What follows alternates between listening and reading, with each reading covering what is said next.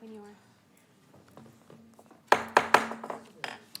Good afternoon, everyone. The Sacramento City Council will please come to order. Would the clerk call the roll, please, to establish quorum? Councilmember Kaplan. Mayor Pro Tem Talamontes. Here. Councilmember Valenzuela. Here. Vice Mayor Maple. Here. Councilmember Guerra. Here. Councilmember Jennings. Here. Councilmember Vang will be absent today, and Mayor Steinberg. I am here. Councilmember Valenzuela, would you please lead us in the land acknowledgement and the Pledge of Allegiance? I'd be happy to. Please stand if you are able for the opening acknowledgement in honor of Sacramento's indigenous people and tribal lands. To the original people of this land, the Nisenan people, the Southern Maidu, Valley and Plains Miwok, Patwa and Wintun peoples, and the people of the Wilton Rancheria, Sacramento's only federally recognized tribe. May we acknowledge and honor the Native people who came before us and still walk beside us today on these ancestral lands by choosing to gather today in the active practice of acknowledgement and appreciation for Sacramento's indigenous people's history, contributions, and lives. Thank you. Now please salute and pledge. I pledge allegiance to the flag of the United States of America and to the republic for which it stands, one nation, under God, indivisible, with liberty and justice for all. Thank you. Thank you very much, Council Member. Good afternoon to all the members. This is the third of 4 workshops that the city manager and his team are helping lead, where we have a bit of a tutorial, if you will, for all of us and for some of the newer members about what every city department does, and in some detail. And this is not an idle exercise, because we face a challenging budget over the course of fiscal year 24-25, and this is a foundation by which we can then dive into that discussion and make some of the decisions that we're called upon to make and have to make to ensure a balanced budget. And so this is a bit detailed, and it takes some hours, but the hours are worth it. And I turn it over to Mr. City Manager or Mr. Assistant City Manager. Okay. Honorable Mayor and Council, Mario Lara, Assistant City Manager, Public Safety. Today, you will hear from the city leaders who are responsible for the departments that work proactively and reactively to keep the residents of our city safe.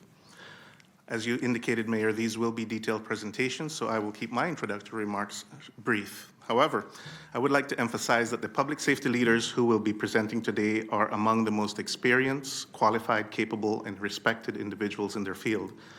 The first presentation will be on the Office of Emergency Management, led by Daniel Bowers. Throughout his career, both in military and local government, Dan has trained for and responded to crises at the tactical, operational, and strategic levels. After 9 years active duty service in the United States Marine Corps, Dan continues to serve in the Marine Reserve. He has over 8 years of experience in local government emergency management. The second presentation will focus on DCR, Department of Community Response, which is led by our newly appointed director, Brian Pedro, who came into this role just a few months ago with extensive program management and leadership experience gleaned from his many years as Emergency Medical Services Administrator and Division Chief. Brian is also a registered nurse and a deputy commander in the United States Air Force. The third presentation will focus on the fire department, headed by Chief Chris Costamagna, who is a 29-year veteran of the department. Chief Costamagna entered the Sacramento Fire Department in 1995 and worked his way through the ranks, serving in almost every unit in the department. Over the span of his career, Chris has responded to some of our nation's most significant disasters, serving in both frontline operations and management positions. Chief Costamagna has extensive education and experience in fire science administration and leadership. He also graduated from Monterey, California Naval Postgraduate Executive Leadership Program. And finally, the fourth presentation will be from the Police Department, led by Chief Kathy Lester. Chief Lester joined the Sacramento Police Department 30 years ago. She started as a dispatcher, was promoted to a community service officer, and then a sworn police officer on up through the ranks. Before joining the police department, she served in the U.S. Army, where she graduated from the Defense Language Institute from Presidio of Monterey. Chief Lester holds a bachelor's degree in government and international relations and a master's degree in geosciences. She is also a graduate of the Senior Management Institute for Police and the Major Cities Chiefs Association Police Executive Leadership Institute. With that, I will turn it over to Dan Bowers for your first presentation. Thank you. Thank you, Mario Laura. Mr. Mayor, City Council members, thank you very much for having us present today. My name is Daniel Bowers, your Emergency Management Director, and I have the privilege to discuss what emergency management does here in the city and how we keep our citizens safe. But to start that off, I'm going to introduce you to our team. And while this is the cornerstone core team of emergency management, we are like an accordion when it comes to hazards, and we have the ability to expand and contract as needed with personnel. And we would not be able to do what we do with just this small team. We are integrated into all the city departments, and we're able to expand not just with city staff, but non-government organizations and many of your staff from your council offices to be as successful as we are. So with our core team moving left to right, we have Emily Alexander. She manages a few different programs, including our emergency preparedness and also our public information. Richard Axtell, he manages our training and exercise programs. And then myself, the director. Our core mission and capabilities support our mission for the city of Sacramento. And within those core capabilities is planning, preparedness, mitigation, response, and recovery.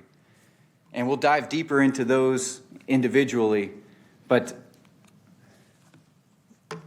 the Federal Emergency Management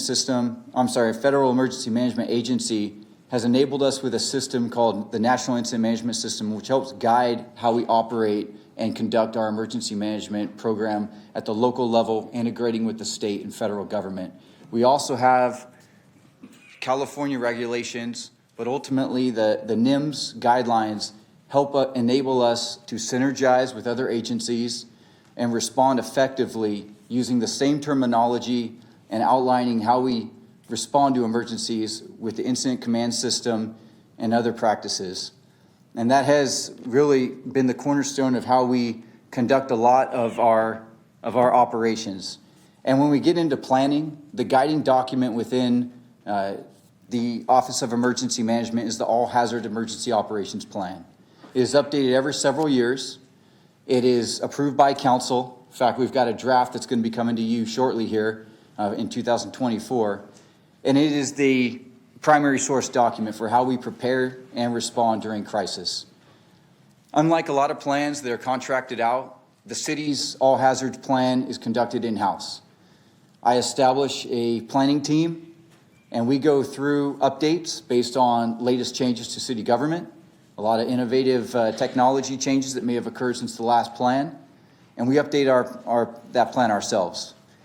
And then we push it out through the departments to getting recommendations and edits from them.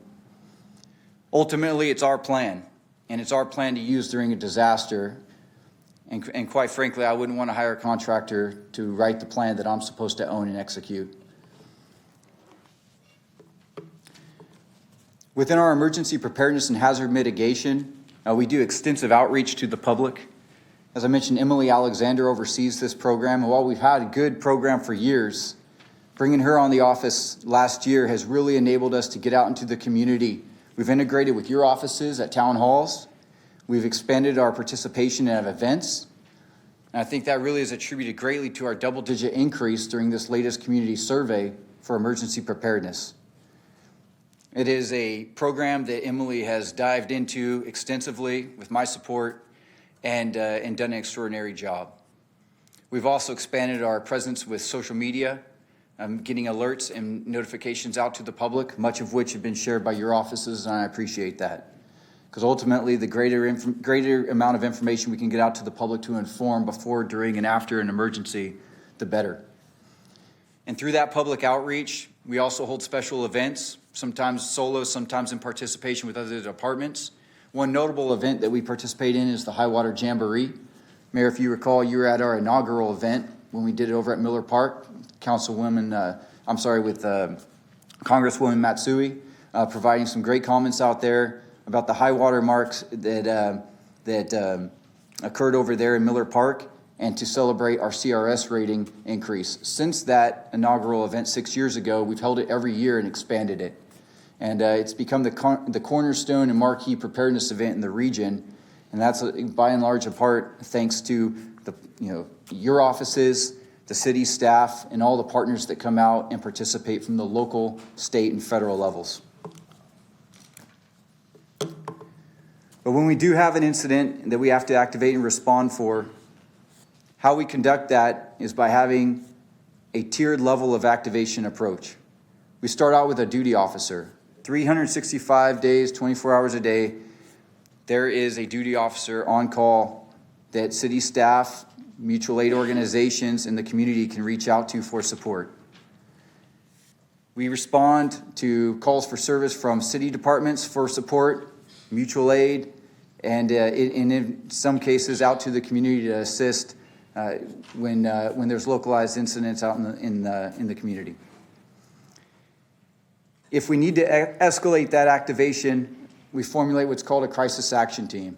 This concept's a little novel to the city and novel to local governments. But what it is it is a team that isn't necessarily members of the emergency operations team. They're not necessarily certified members of an incident management team, but they're the on-duty commanders from PD, fire, on-duty supervisors from Department of Utilities, Public Works, the folks that are already on staff. And we come together, we work out a plans, oftentimes leaning back on that National Incident Management System process I was talking about with the Incident Command System program, and we'll activate a response as needed. The benefits of this is we're pulling together the folks that are already on duty without disrupting other staff. We're also keeping the costs commensurate with the response. And we've been very effective with the crisis action team, so effective that when other agencies are activating their emergency operations center and bringing in a lot of additional staff, we just aren't. Office of Emergency Management is backfilling with a lot of the functional areas that you may see in the EOC, but then relying on a lot of the operational components from the department's on-duty staff to do a good response. Ultimately, achieving that unified command, decentralized control. I like to do what's called a term, and I carried this over from my Marine Corps service, is you fight light at the top. A small headquarters party with a lot of field staff, maximizing how many folks can get out into the community to as much good. I don't need a large headquarters. A lot of those functions I can do myself, and that crisis action team is indicative of that. However, if we do have a catastrophic incident and we do need to activate the Emergency Operations Center, led by Rich Axtell, our OEM coordinator, we have a really good roster of experienced key leaders from across the departments that are trained within that incident command system to be able to come together remotely through our virtual capabilities or in person and manage that response. And just to talk through a few of our local responses that we've had over the past few years. The first one I'll talk about, if you can remember that substation fire that occurred and knocked out several blocks downtown with power.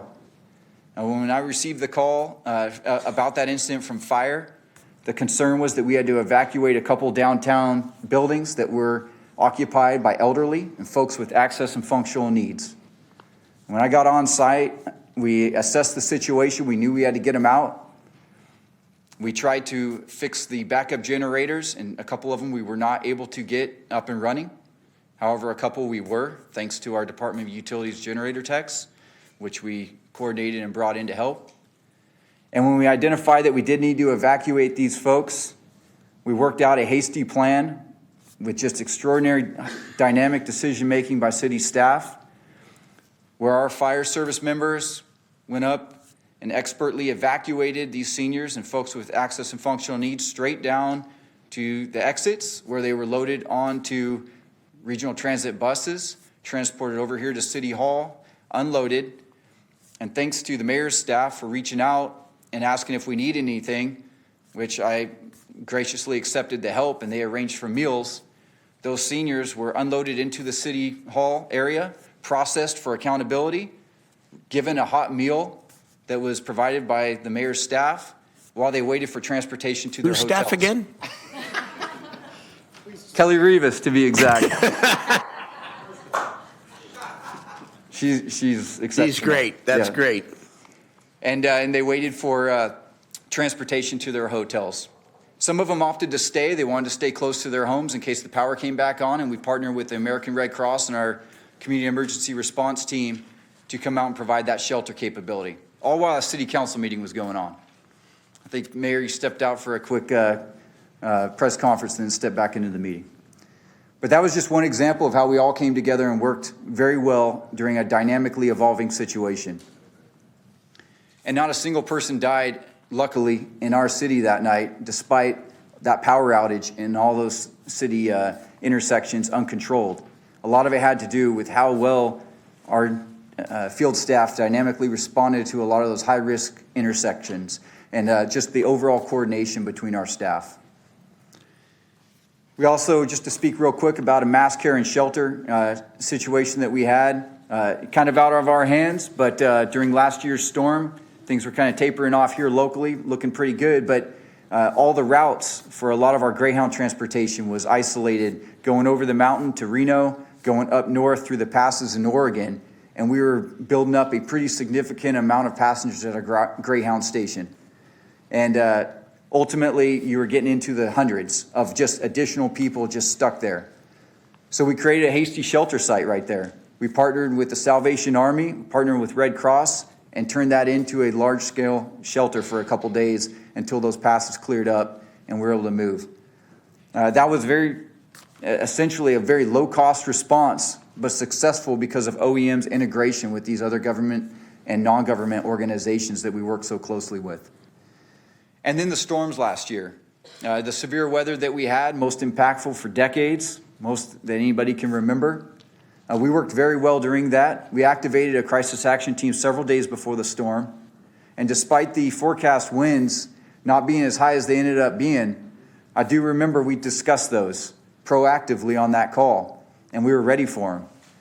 And we closed it off reminiscing that a few years earlier we had a similar windstorm where the winds were not forecast, but they were very impactful. And I'm just grateful to have such a well-prepared team that responded so effectively.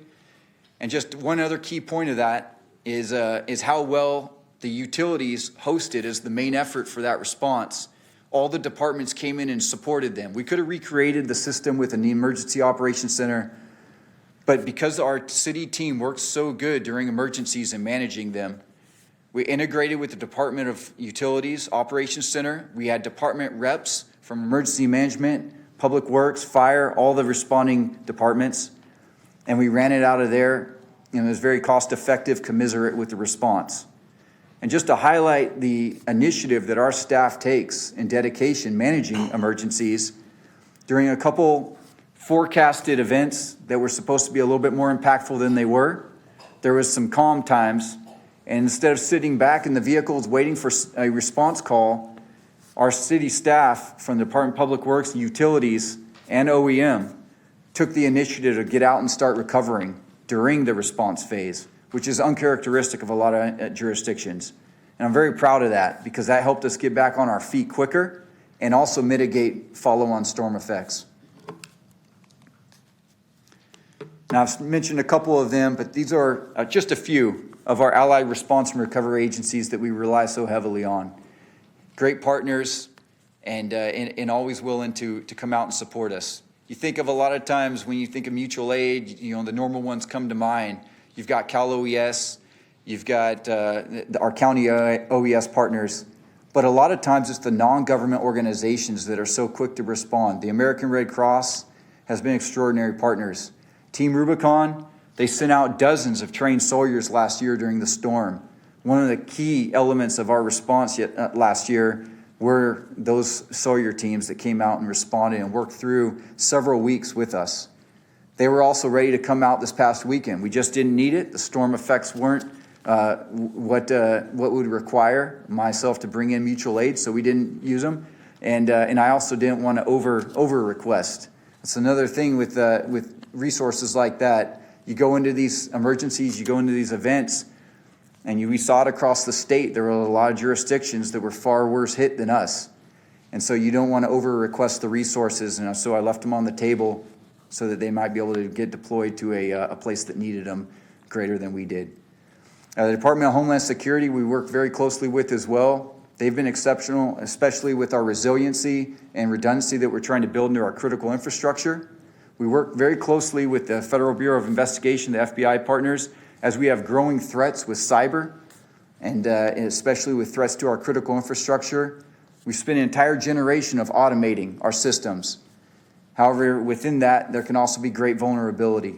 And so we work with them to maintain the curve and stay ahead of threats with that so that we can reduce our vulnerability, especially with our critical infrastructure.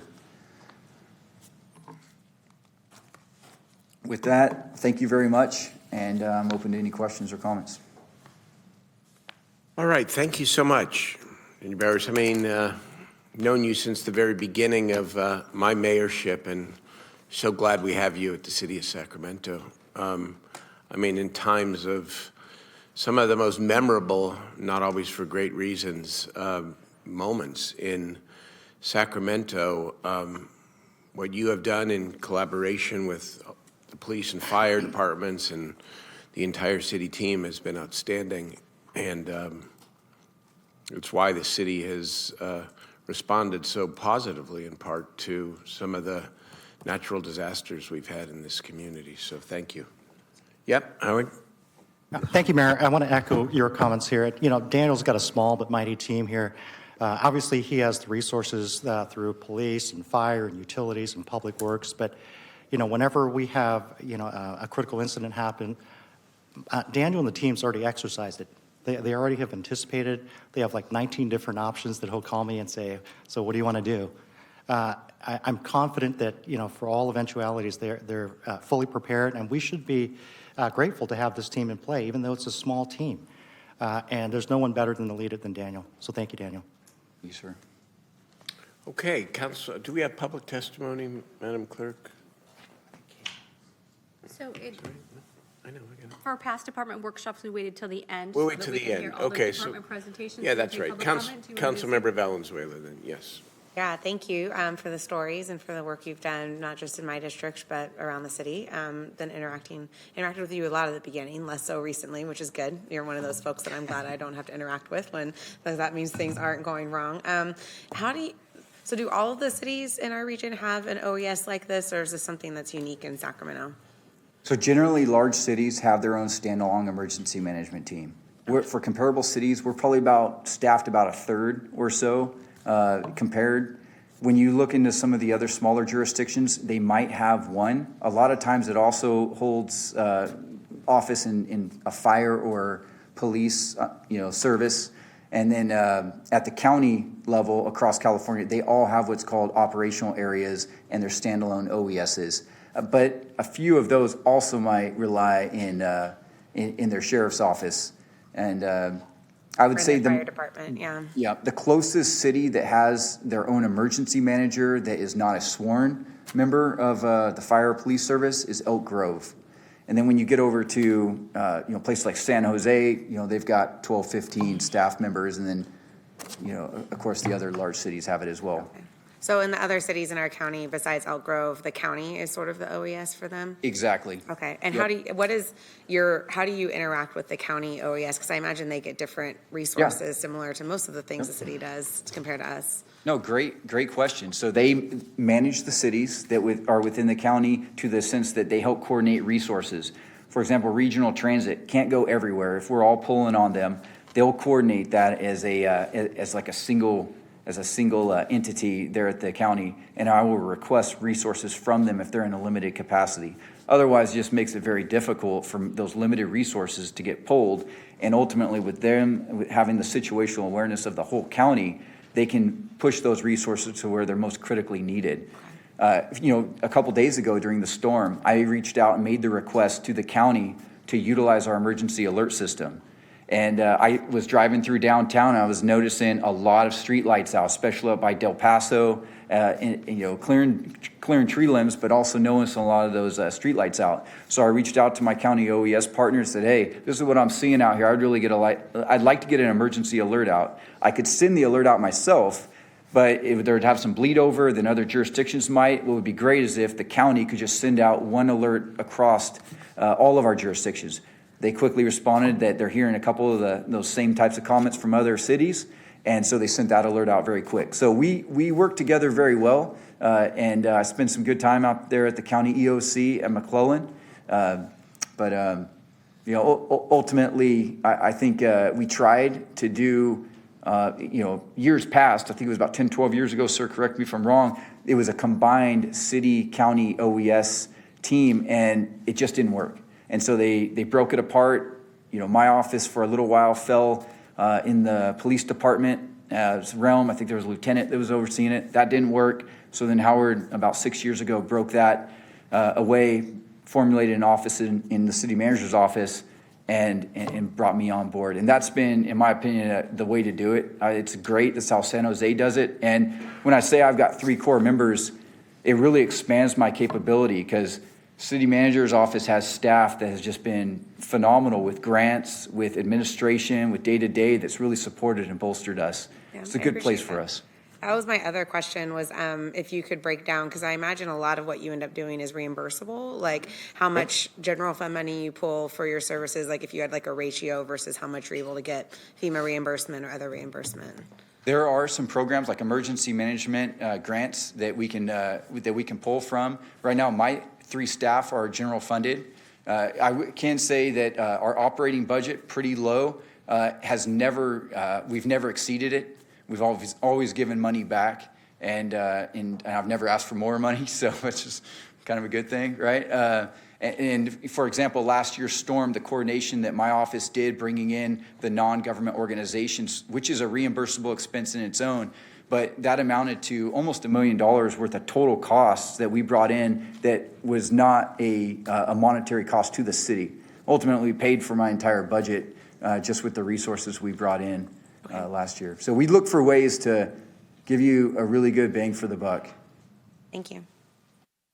All right, thank you, council member. Let's turn it over to the vice mayor, Katie Thank you, Maple. Mayor. Appreciate it. And thank you so much for the presentation. I have to say, I first met you before I was even elected. Just you're out in the community, your team's out in the community. And I think you probably have one of the most versatile, you know, departments or offices in that. You're really connecting with everything, whether it be homelessness, obviously the weather events that are happening, making sure that we have a coordinated response. So I really appreciate that, and I know how important it is.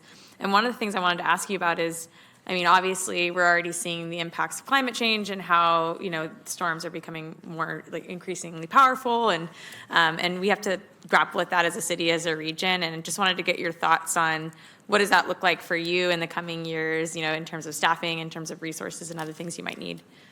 Well, a lot of the integration that we've been doing over the past couple of years is with agencies that, you know, a lot of the Department of Water Resources up and down the riverways, and looking at ways that we can, you know, expand on some of the problems that we're seeing with the drought, but then also balancing that with the, you know, just things like salmon, right? Salmon, I mean, the water temperatures are getting so warm, and we're you know, potentially going to lose fish. So it's just a, you know, it's a very good balance that we all have to work together so that we manage the resources that we have, but we don't put ourselves in a compromising position, you know. And it's I think one example that we looked at last year was the reservoirs were so low, which was a good thing for us during the storms, but a bad thing during day-to-day. So it's almost like bouncing from one crisis to another. We either have too much water, we have too little water. And, you know, last year we were getting contacted by organizations over in Nevada on how to help prepare them for storms and stuff, because they've had, you know, some issues with water retention up in the Sierras to prevent you know, going dry over on that side. But then what happens when you get too much water? And a lot of it's driven by that inconsistency that we've experienced over this past decade. So it's probably not the best answer, but it's such a big balance between not being too dry, but not being too wet. You know, and we're seeing that whipsawing around these last few years that, you know, hats off to a lot of our, you know, land reclamation folks and DWR, and balancing that, you know, to keep our water levels where they need to be without overholding water and creating floods down here and having to release. Yeah, thank you. Vice Mayor, if I would add on to what Daniel had to say, a good way to look at this is when you look at Cal OES and the county OES, they are responsible for the overarching emergency response for the entire region. When we created OEM and we had our portion in the fire department, I think it was just icing on the cake. We got a lot more attention. We leverage very few FTEs. All the reimbursements we get through police, fire, public works, utilities, and city staff, that all gets paid back to us. But Daniel's like a master of figuring out how to leverage all those reimbursements and grants. So I think it's less of a how many more staff or how many more resources you need, more than it is, do we have enough resources that we can put at an emergency that we can get reimbursed for? Because we're going to utilize the staff that we have already. And so we've been working many years on this. Oh, that's really helpful. And I know also, not to like add a wrench in there, but isn't there also, or hasn't there historically been some challenges with getting some of that funding back, like through FEMA, for example? We had to wait, I think, a pretty long time to get some of those. Yeah, that was part of the COVID response, and we're still grappling with that, the home key and things like that. But yes. The bureaucracy of government, but thank you for all you do to navigate through that and to make sure that we're safe as a community. And I just wanted to bring up one example that I recall. It was probably a couple of years ago with then council member Angela Gashby, and it was flooding in the river, and we literally had you and others in our fire department, our police department, and out in a storm evacuating people who are camping along the river. And that's just one small example of the work that happens all the time just to make sure folks are safe. So I just really appreciate what you do. Thank you. Yeah, definitely. And to your point about the FEMA issue, you're absolutely right. In fact, that was such a problem that when I hired my last coordinator, we stole him from FEMA. So it was kind of like an ace in the hole with how to navigate it. And Rich has been great tying in with Pete from finance and the recovery team in helping us navigate that. And we're starting to see checks already flowing in from last year's storm, which is great to see. So. Thank you. Councilmember Jennings. Thank you. Thank you very much. Thanks for the presentation. And I want to thank your team if they're here today. I don't know if they're here. Emily just welcomed a young son. Okay. And so she's on maternity leave. And Please. I think Rich might be out still dealing with the storm. Please extend our congratulations to her and also to the entire team, because you are small, but you are mighty. And so you get a lot done. I just had a couple questions. You gave an excellent presentation. I think it answered most of the things. But you mentioned about the plan being updated every 7 years, and we're about to see a new plan coming in 2024? Yes, sir. Needs to be updated. Is there something that we need to do as council members or as a city in order to help with the updating of that plan? I think the last cycle that we did, we met with you and your staffs individually, kind of covered the plan, covered changes from the previous edition. The last one needed a lot of work, especially when it came to some technology and access and functional needs components. I think we'll probably just play that very similar, where we'll meet, we'll kind of go over it. You could take a look at it, see if there's any recommendations. And then really after that, council member, the only thing we need is just council approval on the plan, approve it, signature by the city manager, and we're back in business. Is there a reason that it's every 7 years as opposed to, with climate change and everything that's happening, that it's not more frequent? It's not necessarily, and I should have corrected that earlier, there isn't a necessarily 7 years. FEMA likes to see it updated about every 5 years or so. You can update it more frequently if you want. I think because we do it in-house and it's a draw, I make edits to it, honestly, several times a year as I look at after actions from events, things like that, stuff I do differently. But a lot of the core components of it don't change. A lot of it is checklists and things like that for folks who are working in different positions. But if the council would like it updated more frequently, there's nothing stopping us from doing that. We could do that. Okay, that's great. Last question is on the crisis action team as they respond to severe weather and the storms last winter. Great job. And then we just had some storms over this past weekend. And I was just wondering, did that come up to something that affected your office as far as the storms that we had this past weekend? It did in the duty officer level, council member. So when I look at the atmospherics, the general climate of where we're at and the positioning of resources, that all plays into the level of response for the city that I will either direct or make requests to the city manager for. And it just didn't escalate up to a position where we needed to formulate the crisis action team. As we saw through the storm, it ended up being a lot milder, especially here. I anticipated that. Granted, last year, some of my concerns and the reason I activated a greater posture was a lot of our trees were just sitting in mud this time last year, you know, when those major storms hit around New Year's. Right now, our ground is saturated, but it's not as saturated. And so just looking at a lot of, again, the atmospherics, that plays pretty significantly in how I make those assessments for our citywide posture. Okay. So I think that was my final question for you. The High Water Jamboree was a huge success. People like it a lot. I think it's a way of educating more of the public about your department and what you do. Is that something that we should be doing on a more frequent basis, or are we already doing it enough? Well, it is a big draw from resources. We bring out local, state, federal partners, Army Corps of Engineers, FEMA. Everybody comes out for it. I think getting them out more than once a year might be kind of tough. The benefit of that and when it occurs, and I remember you coming out to it the year before last when we did it down at Garcia Bend. The benefit of doing that is we kick off California Department of Water Resources Flood Preparedness Week. And so it really gets that draw from all those other organizations and agencies involved in that to help us advertise and promote that event. We have considered doing something in working with our fire partners, maybe something that kicks off fire season, maybe in like late spring, early summer. That has been a consideration. I'm totally open to it. It's a little bit different audience and a different group of resources. Not completely, but it might be, you know, some different budget pots that we could tap into. But overall, you're right. It is a very fun event. So, and we get new partners every year. I think this year, when we couldn't get our SAC PD bird up for it, we were able to bring in a National Guard Blackhawk, which, you know, kind of works like it does in, you know, it worked in real life just like it's supposed to, you know, when you request those resources if you're short on something. So. Well, we liked it in Garcia Bend Park, and we don't necessarily want to go on the other side of town in order to go to it, but that's but Yeah. but if that's what we have to do in order to continue to go there and get the education that we need, we will do that.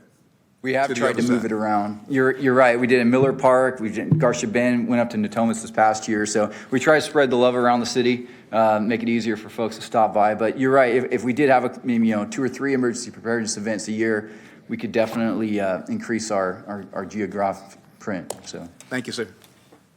Great news, and we'll see you in South Sacramento soon.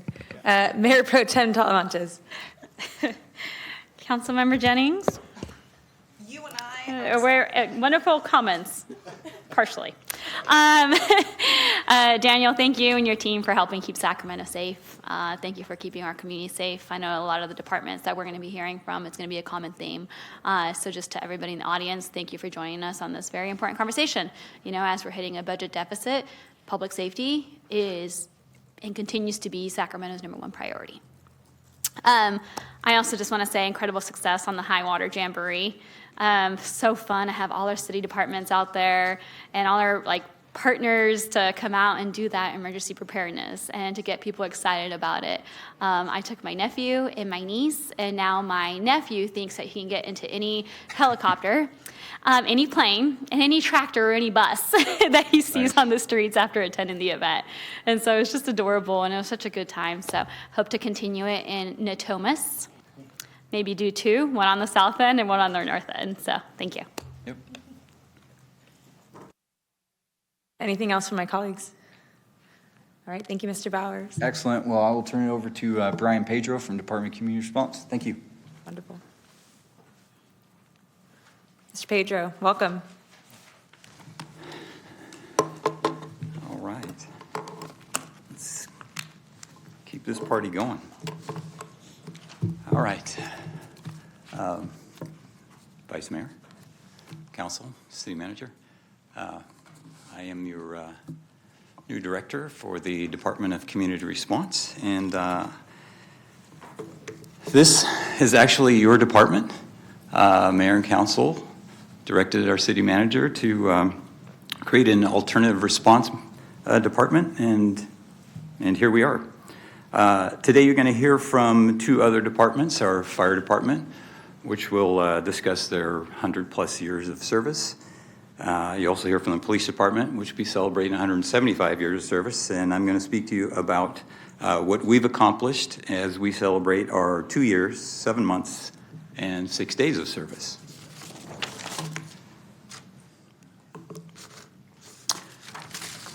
This was a headline on August 31st, 2021, and they were not kidding. July 1st, 2021, DCR opened its doors. This department was originally tasked to relieve the 911 system of calls related to people experiencing homelessness and/or behavioral health crisis or concerns. Though we have slightly pivoted from our initial mission, we actively continue to study alternative response models and how we can be ready for a shift. Our mission statement remains the same, even though we have this slight pivot, and our vision truly is what we do daily.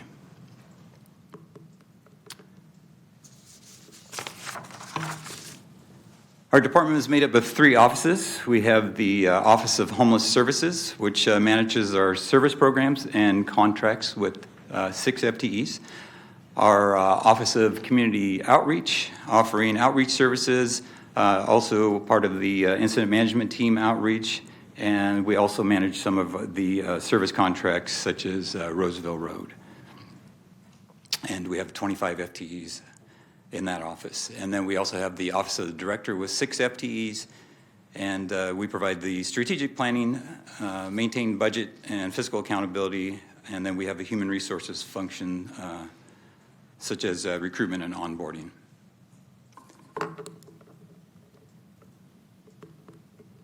All right. And the DCR is also tasked with leading our incident management team by providing planning, operations, logistics, and overall response functions of outreach, compliance, and encampment management and cleanup. I'll discuss each department further and explain the services that we provide.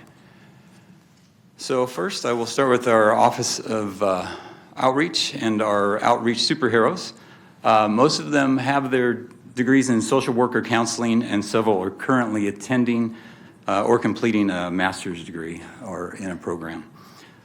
Some have vast experience serving our homeless population, and some are new, but all are here to help make a difference. Ben Worrell, who's not in the picture because he was taking the picture, is our program manager that leads the office's daily operations.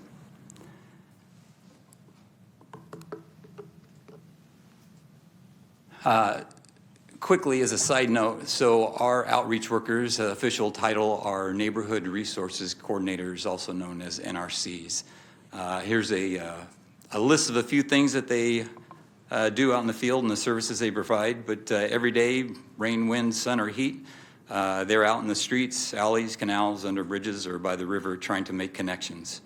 There are many services they can provide, from a simple conversation to a vulnerability assessment, from crisis management to real-time referral to our OEC or the Roseville Road. They truly are our frontline workers. This job is not without difficulties. I can tell you that that this work is equal to the emotional stress and trauma of any first responder, and I know our staff can and do suffer from the same PTS symptoms, depressions, anxiety, and that other frontline workers experience. Much of this is from that mentality of I could have done more. This is why I'm currently talking with police, fire, and HR and looking at available programs for the mental health and well-being of our staff. The Office of Community Outreach is also involved in our, as part of our incident management team. We have program specialists from DCR working with the Sacramento Police Department, Code, and Parks, and also from fire prepping and planning for support and operations through our using our 311 system. It's a true interdepartmental force. This is our small but mighty team that manages and administers our contracts for much of our needed shelters that get our homeless community into a more stable and better environment. We have 30 programs and contracts and 18 shelters. We have continuous communication with each site and monitor that the case management behavioral health services are being provided, and we also monitor the positive exit rates with the goal of getting people ready to move on to live independently and with more permanent supportive or full service partnerships. These cannot be accomplished without the support and collaboration of using our external services. Looking at our shelter site demographics, we're constantly monitoring how long people are staying in our shelters. The graph on the left, we are beginning to increase our efforts to provide more intensive case management to reduce the number of days in a shelter. And then, as you can see by the graph on the right, we're also trying to better match the services provided to the client population. As you can see, the percentage totals, some are represented in multiple categories. Sacramento County is providing behavioral health services. We have Community Health Works that is providing the lead for complex mental and physical health care, and caseworkers and navigators provided by the operators of the shelters and our coordinated access. Continue on with our demographics. Again, we're trying to match our shelters to our clients' age and gender. In a couple of slides, I'll show you how we are reaching that goal.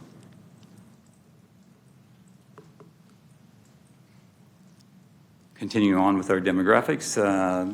Lastly, we were looking at diversity and equity of our programs to match our community needs. Black and African Americans make up about 32% of our homeless population, with about 42% represented in our shelters.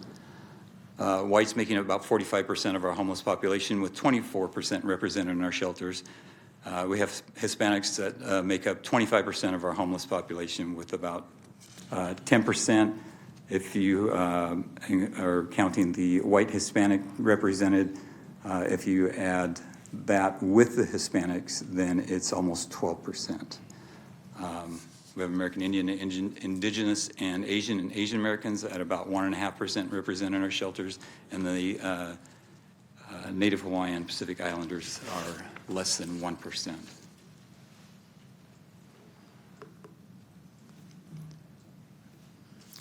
Here's how we fared in fiscal year 2023. So we have 18 shelters. We sheltered 4,380 people. We have 1,350 beds, and then a 41% positive exit. A positive exit is an exit from a shelter which is not a return to unsheltered homelessness or the street, but rather an improved environment. This would be an example of going from street to safe ground to a shelter. Shelter to a family or friends is also a positive exit, and then, of course, shelter to permanent housing.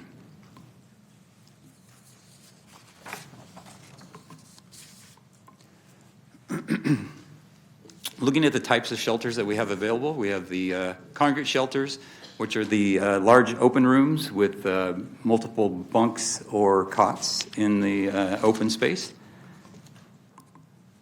We have our transitional age use shelters, which are acronym of TAY shelters. So these serve those 18 to 24 years old. We have Waking the Village. It's a home with private rooms for parenting or pregnant women. We have the Wind Youth Services, which is a dorm-like environment with a strong emphasis on employment training. It's a 30-day program, but they're looking at changing the model a little bit so that besides the training programs that we're looking at getting better positive exits out of that site. We have the SAC LGBT, which has two programs. They have their emergency shelter, and then they also have their Center for Transitional Housing. And then we have the Grove with the emergency bridge housing, which is the tiny cabins with rapid rehousing, also offering life counseling and case management and other services. And then we have our women and family shelters. St. John's program for Real Change assists Sacramento's most vulnerable women, women struggling with homelessness in combination with other challenges like poverty, substance use disorder, mental health, violence, and abuse. The WEAVE program also promotes safe and healthy relationships and supports survivors of sexual assault, domestic violence, and sex trafficking. As we move on, we have also our City Motel program. City Motel program, we have 6 motels throughout the city, 200 motel rooms with a total of 550 beds to shelter families experiencing homelessness. And these programs also provide support services and case management. We have our Outreach and Engagement Center. It's our emergency shelter and also the respite center. It's a 23-hour stay. It can expand out to 100 beds during respite, weather respite, and it also provides services in case management. And then we have our Roseville Road campus, which was previously our Miller Park. Miller Park having had the tents and trailers, we now have the Roseville Road offering pallet homes and trailers with a maximum bed capacity of 240. The site has plumbed showers, a large covered and enclosed area for gathering. We have case management provided, behavioral health services provided by the county, and there's medical care also provided on site. We're currently working toward electrification of the facilities, and this site was put up in what I would call record time with the help of all of our city services.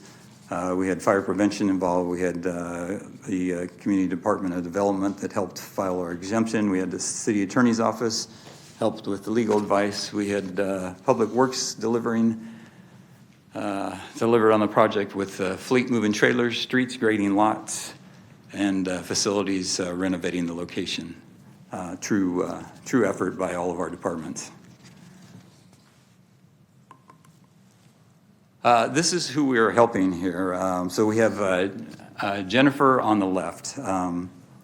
When Outreach made contact initially with Jennifer, she was living in her vehicle with her mother, her daughter, and pregnant at the time. She and her family are now in a downtown project-based housing in downtown Sacramento and thriving. On the right, we have Mario that was initially in his tent and wheelchair. We have him now in Rancho Cordova. He has a service dog and he has a motorized scooter that allows him to get around. I think that these are some of the important stories that we need to show because we're constantly hearing about the people that we aren't housing, but I can tell you there's many more stories like this that are out there, and this is something that we should be proud of.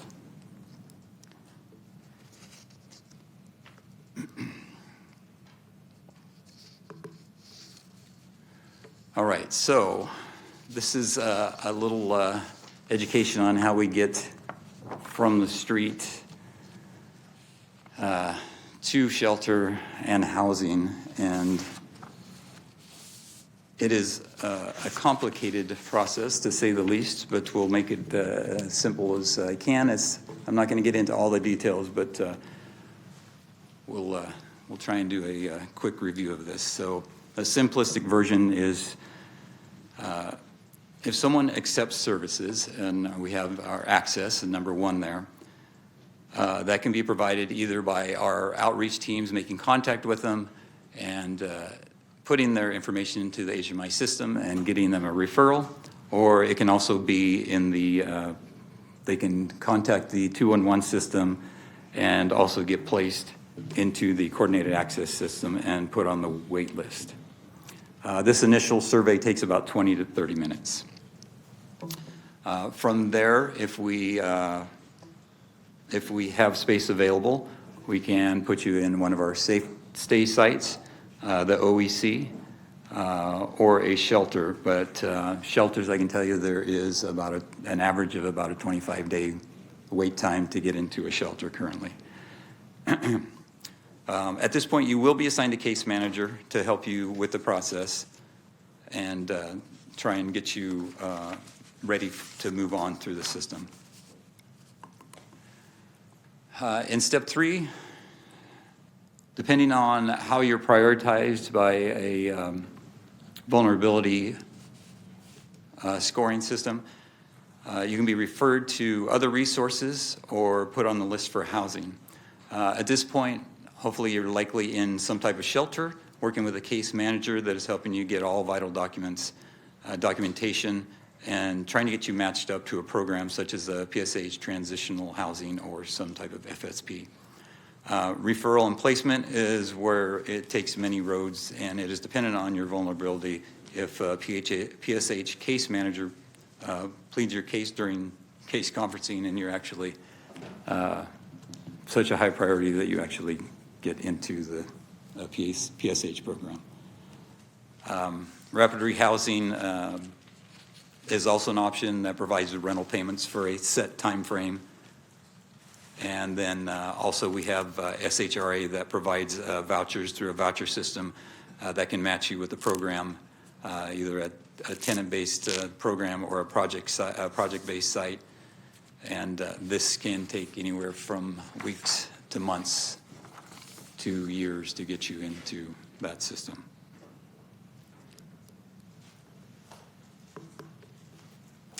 We'll switch gears a little bit and go to our Office of the Director, and this office is responsible for strategic planning, physical planning, budget auditing, human resources, administrative management, and then, of course, keeping my schedule full.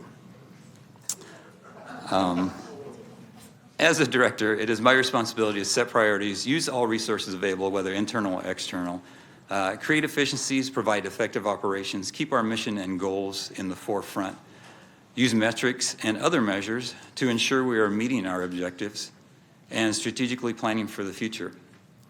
This consists of looking at the original goal of DCR, how to provide an alternative response that relieved the 911 calls, and what alternative response models look like based on our city's needs, resources, and funding. So we're currently working with the fire department to provide a paramedic and a DCR NRC worker, and looking at a substance overdose response team model that would provide counseling treatment for opioid addiction and providing overdose kits. I'm also looking at, I don't want anybody to, city manager, I don't want to get worried that we're promising anything. I'm just saying that I'm looking as the director of all possibilities of alternative response. I'm looking at behavior and medical health models, looking at social workers and nurse practitioners providing both behavioral health and medical responses. Also, fire department, don't get worried. We're not taking any of your job away from you. With the working with Sacramento Police Department, actually currently on a protocol for patrol to better respond to people experiencing homelessness and better communicating and integrating with the incident management team.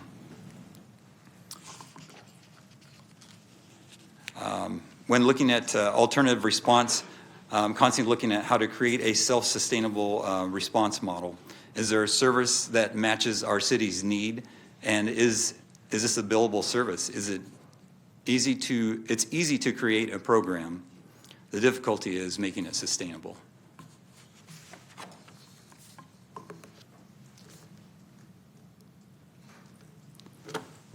How do we perform better as a system? Not just internally, but externally. Create more efficiencies and improve our current metrics. Are we looking at the correct measure for success? And what does success look like? Looking at the system level, working regionally, we're currently on the Regional Coordinated Homeless Action Plan. And we work weekly and sometimes daily with our Sac County partners with the partnership agreement. We work with Coordinated Access and our Continuum of Care. and our service partners reaching out to our external vendors for collaboration opportunities such as looking to our hospitals or our veteran services. And then, of course, we're constantly receiving feedback, collaborating, educating with our community groups, our PBIDs, and other partners, getting our message out and communicating as much as possible. And then, of course, the IMT and is a strategic plan within itself. It has an operational time period that helps force that continuous effort. Again, asking the same questions. How can we be more effective? How to make processes more efficient? Can we provide a different approach in our services? And of course, with the objective of being outreach, compliance, and camp management and cleanup. I think this is a great picture to show all the people that are involved in the incident management team, and this is not all-encompassing. To ensure public health and safety by providing an interdepartmental response to lessen the adverse impact of city encampments by offering outreach, ensuring compliance with city and state codes, and maintaining site sanitation. That was the purpose of the incident management team, and we are working on that every day. I call this the IMT balance. So we are responsible to all citizens in the city, and all citizens are responsible to abide by the laws and ordinances of our city and state. We're not going to make everyone happy with the decisions we make, but compliance and encampment management is part of a well-rounded approach. And as you will see on the next slide, the numbers show the need. I just want it to be said that the IMT does not move someone unless outreach has been offered multiple times. Unless is the case of it is critical infrastructure, 500 feet from a school, or it's a safety concern.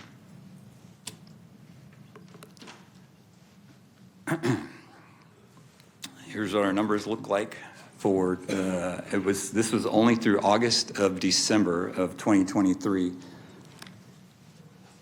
20,000, and this is just rapid response team, so 20,000 calls received. We responded to 7,619 unique addresses, and 95% of the time, voluntary action was achieved. And then, as you can see on the right there, 10 million, almost 11 million pounds of trash was removed from our city streets. So I looked this up to help everybody get this in perspective. 10 million pounds, actually I did not. Someone looked it up for me. I will not lie. But to get to an idea of what almost 11 million pounds of trash is equivalent to is 41 blue whales or 10 Boeing 747 jumbo jets.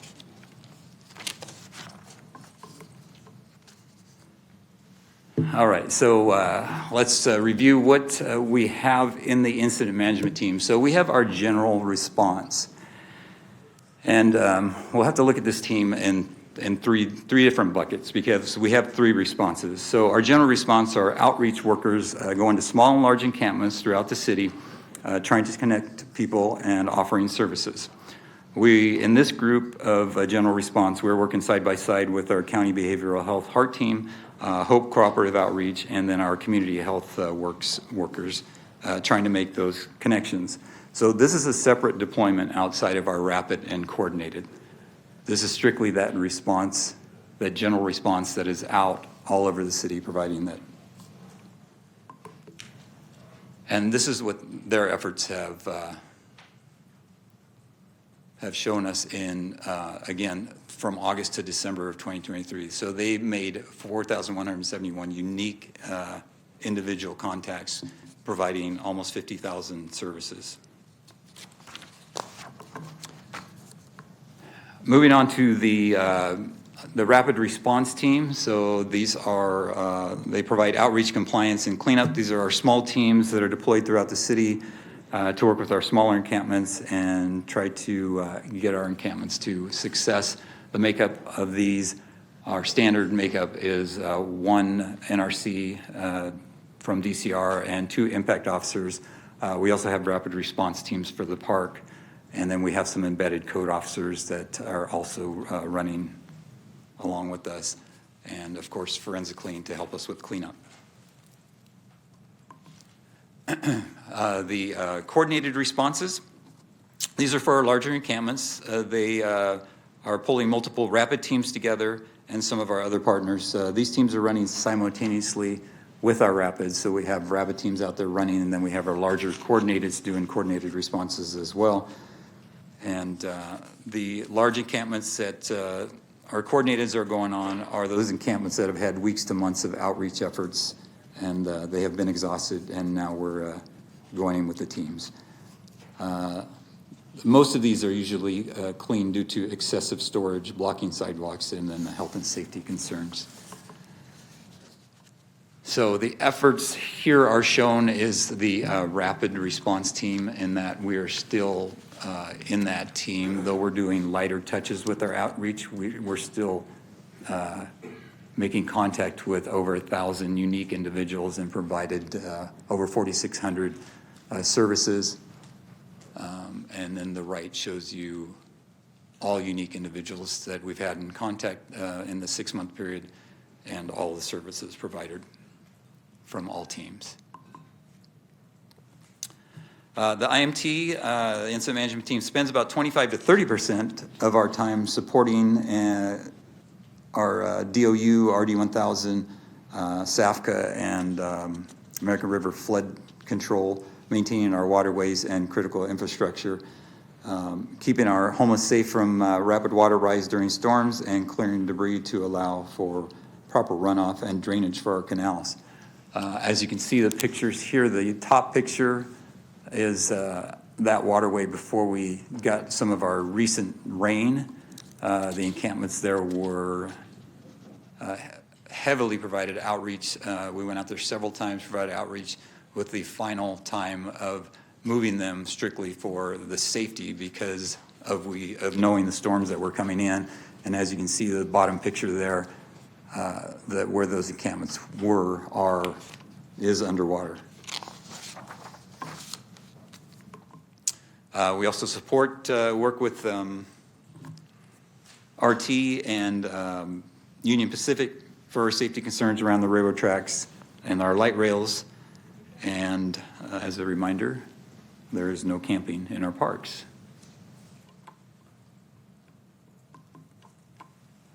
So here's our partners. So much of what we do is not core city services and not the original alternative 911 intent when DCR was launched. And we rely heavily on collaboration with partners and their services to help our homeless communities. City and county behavioral health, Hope Cooperative Outreach and Behavioral Health Teams, Community Health Works, and provide collaborative outreach. They have a comprehensive care management component, and then they provide community support as well. Also up here we have the LHAP, which is our local homeless action plan that we're currently working on to make it a regional coordinated action plan. We have the city-county partnership agreement. We work with coordinated access. That's aimed at ensuring people needing services have a streamlined, clear path to access the right help. We also work with the SSF, SAC Step Forward. It's a lead agency that administers the Homeless Management Information System.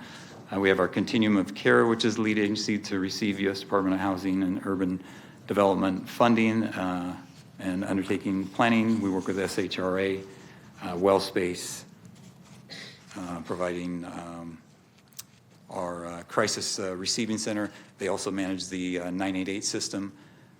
And we have many other community-based organizations that we would not be able to provide these services without their help. Looking at personnel for our department alone, so DCR is a small department. We have less than 1% of the city's authorized FTEs.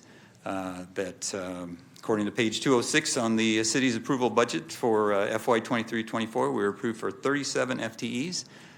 We currently are filled with 27. It's a 27% vacancy rate. and one of our individuals is retiring March 1st. That will bring us down to 26 and a 30% vacancy rate. We are leveraging use of our partnerships with Sac County and other nonprofit partners to fill these positions, and then we are also currently doing the paperwork to fill some of our key positions. All right, looking at our budget and the breakout from the request of everybody to know where our funding's coming from. The top funding there is our department, which is Measure U funded. As you can see, we have operating costs of $5.4 million for our 37 FTEs, and then we have 12.5 in projects. The bottom is our total funding, because our projected funding needs are about $45 million.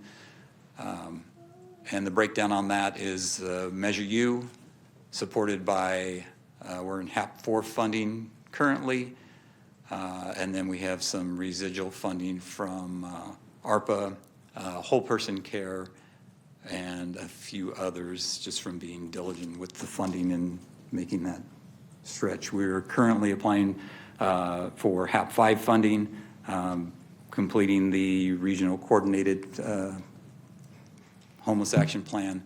We can get that application in, and we'll be working on HAP 5 funding. And that'll get us through another year.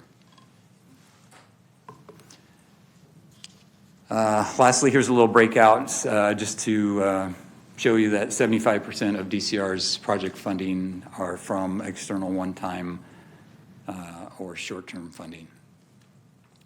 And with that, I thank you for your time and your attention. Thank you. We appreciate you, and you've done some really excellent work in a relatively short amount of time. Really grateful for taking the time to give us a thorough overview of what your department does and your team. And with that, I will pass it over to my colleague, Councilmember Guerra. Thank you very much, Vice Mayor. Appreciate the time. Assistant Fire Chief Pedro, first of all, I just want to thank you for stepping into a role and really thinking through and using your expertise in organizational management, and also your background in the health field, to look at this as not only an issue of public safety, but also an issue of public health and how we address this. So I think that's say that, give you a lot of thanks and credit for that, but also to thank as you mentioned earlier, your superheroes, of the team that, who I had an opportunity to go out and do the point in time count with, as well. And to me, it just showed how much, compassion, how much forethought also was brought by the staff, understanding the need to, again, have that balance of public safety, but also public health. And when we were doing the point in time count, also being available and ready to provide those resources and help folks who didn't know where to go, and be able to get them directed to a place so that they could move out. And I think that story was very well documented by Capital Public Radio and Solving Sacramento's edition. And I think your team there, I think showed a good example of the actual in-depth work that goes into this. It isn't just people just showing up or no one caring or no one responding. There's a lot more involved in that.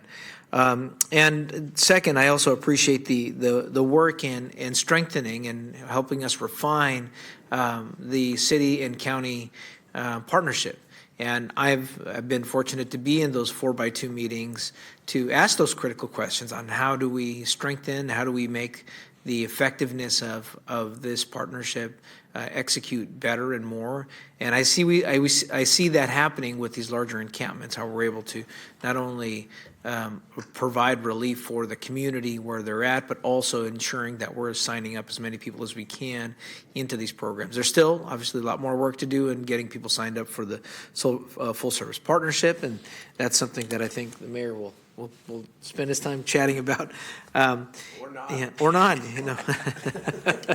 But and then the development of the IMT, the rapid response piece, And being able to, okay, as we have the city and county partnership working on the more complex locations, being able to provide a response to immediate issues next to a child care center, next to a library, next to places where we need, immediate responses as well.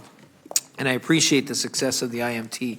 There is one area of concern, and as we move through with budget discussions, and this is probably also for the following council meetings when we respond to how 311, our IT and our communications protocols work. But the thing that many of my constituents find very frustrating, and I found myself, since I use 311 very regularly, we've encouraged and we've focused on having folks call 311 so that your team can triage these calls and better assess these calls. But the response back and rethinking how, or thinking through how 311 responds back needs to have a better sense to constituents when an issue is resolved. Many times they'll get a ticket back saying that the case was closed, yet they see out their window, and they may see that an issue still exists. And it may be illegal dumping, a vehicle, or something else. But in this case, I'll just only focus on the call for services when we would need the IMT out in response. And then I don't know if it's been corrected in the past, and we don't need to go into detail on that. But when 5 people have called on a particular location that needs assistance, 4 of those tickets are closed and only 1 is kept open, but the only thing that the other 4 that are closed get a response is that this case has been closed, versus has this case been consolidated, or has there been an outreach to another? So in other words, giving an assurance of when something will occur. And so I worry about when we look at these, when we go through our budget conversation and the time for service and the time for response, how do we do a better job of communicating with the public on the efforts that your team is doing as well? And you have an entire outreach component to that. So let me stop there and maybe give you some opportunity to respond to that, because there's a lot wrapped in that. Yes. First of all, thank you, and I appreciate you going out and on the pit and appreciating the work that our teams do out there, because it is a tough job to do every day. And I'm glad that you got to see a piece of that. The 311, we have been working really hard with 311 with Ivan, and also with Darren and IT, to fix exactly what you're talking about. And we're really making a lot of groundwork on this so that they get the 311 caller gets better feedback, exactly what you're talking about. I can tell you in the past, some of the problems with those calls is that someone will put in a 311 call for garbage in the area, and it will be, or they'll put in under garbage, but it will be for a person experiencing homelessness, and we'll go there and no one will be there, and so they'll close the tag out. That doesn't help with the feedback, and that's exactly what we've changed on that. So we've created a menu that our individuals can select, so that there is a template that they can add to, that there is some feedback that is sent back to that caller. We've also had to have the work with how to close out if 10 people call for the same location. It would be easy to close 9 of them out and then respond to 1 person, but there's 10 people that are expecting a call back. So now we have to take each call and respond to 10 calls. And that's part of, on our side, trying to automate it and make it easier for our people to be able to respond to those 10 calls that were all for the same location in an easier manner. And we've made a lot of groundwork on it, and we're still making more improvements on it. So I think you will see a noticeable difference. Very good. I appreciate that. And I think that, you know, the important part of that outreach with the community and working with them on how to be able to, one, reduce that frustration and also give people the ability to have trust in reporting and helping guide the city. Because many times I think what I found is you know, obviously folks will email their council member, as they should. That's why we have districts and representative government. But it doesn't help with what the structure that you've created that helps triage priorities, right?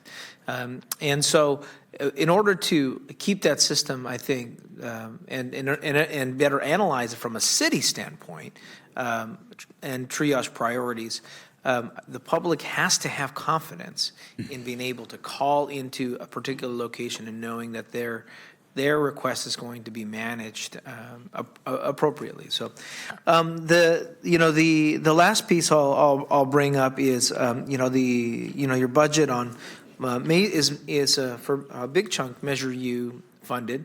You know, there are a number of options that are one-time dollars, and we see.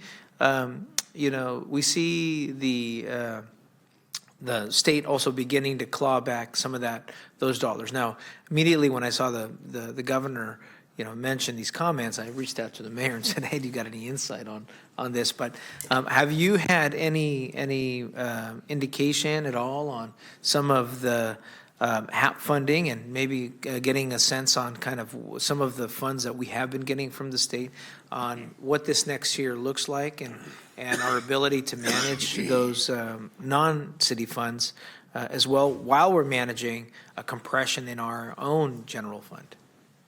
I think, Mr. City Manager, do you want to respond? Yeah, so we are working on our HAP 5 application, as Brian was talking about.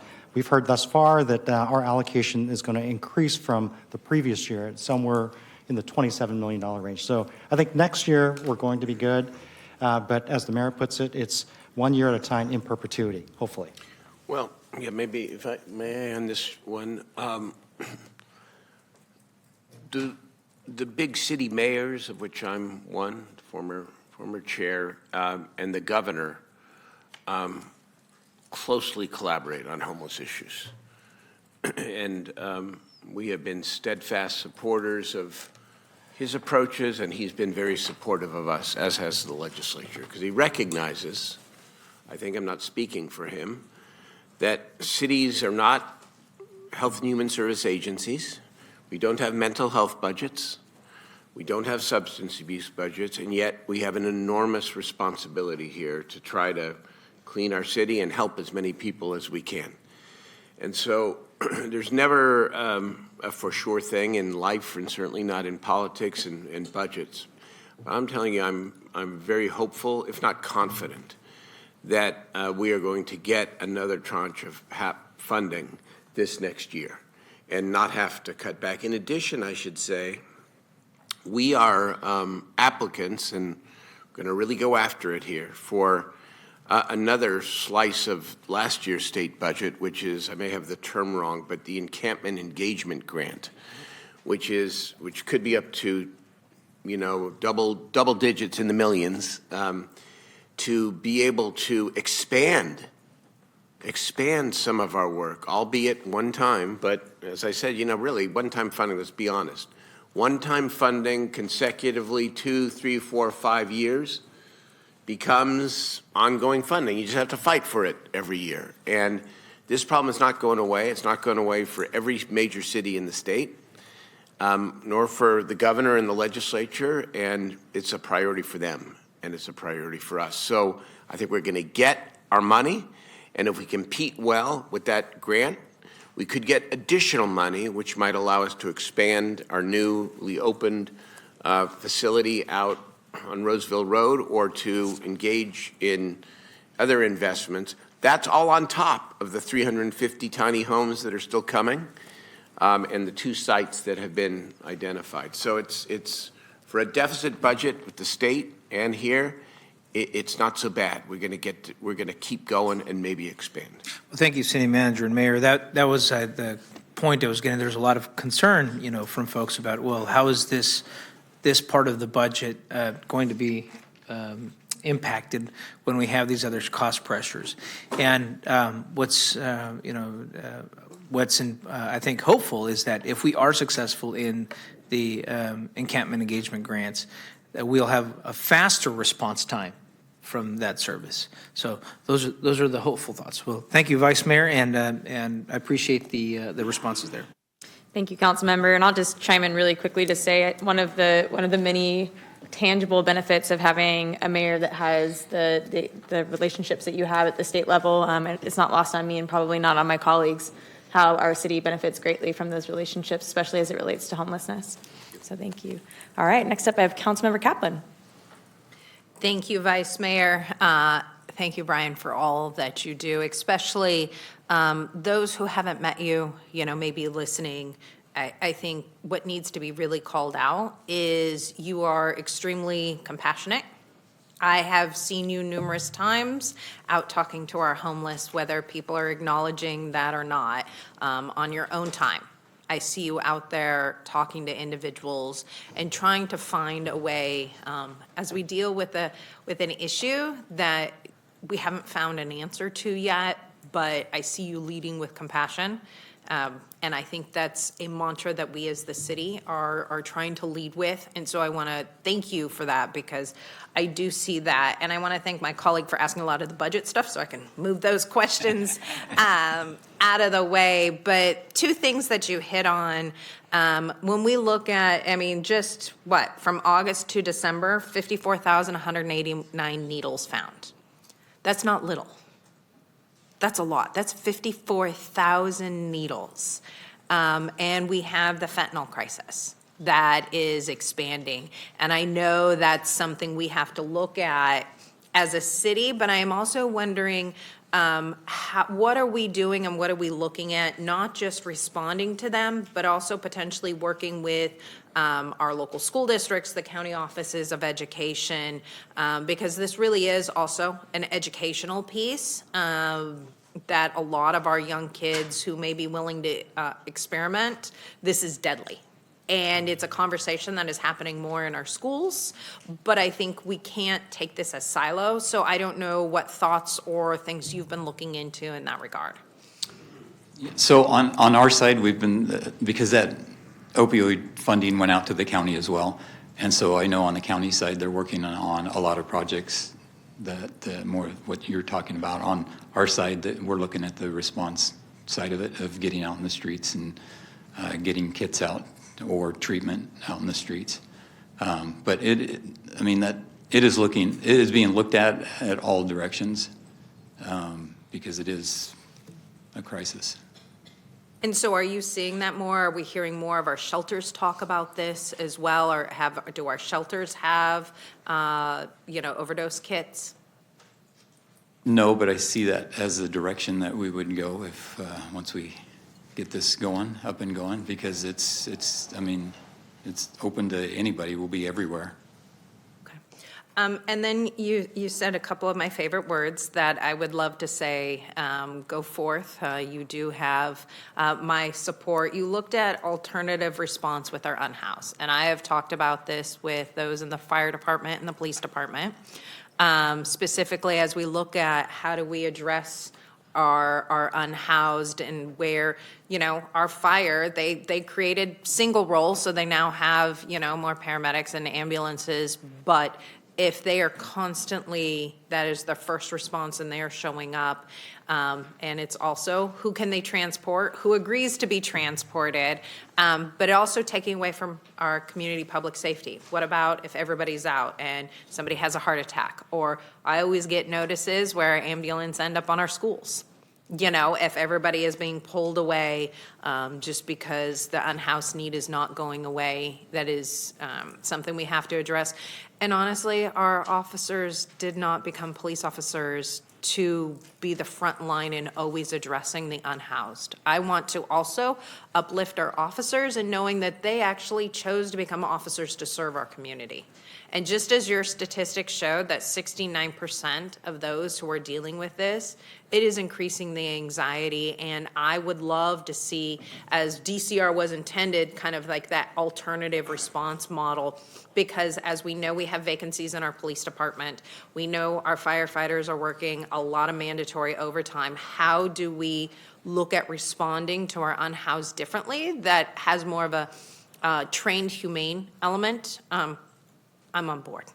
Whatever best practices, there's a lot of stuff out there. I know Denver's doing a lot of interesting things, but that is a direction I'd like to see our city start moving towards. So whatever you guys think, you have my support. Go forth and conquer on that. Mr. City Manager, your response? Just very quickly to add on to that and to respond, actually, is that as we come through with our proposed budget over the next several months here, you're going to hear about the status of this alternative response and DCR standing it up as we intended. As we've discussed many times in open session here and even in some closed sessions, about what that looks like, what that transition looks like. And it is, we're at a point now where we can have that discussion about keeping these, you saw some vacancies kept open. We want to make sure that those vacancies align with this, the original intent of DCR.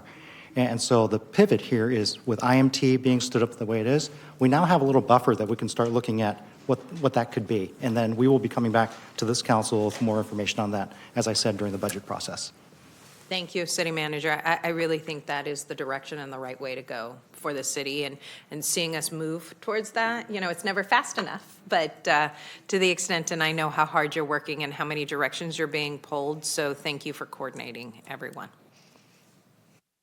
All right, thank you. Mayor Pro Tem Talamantes.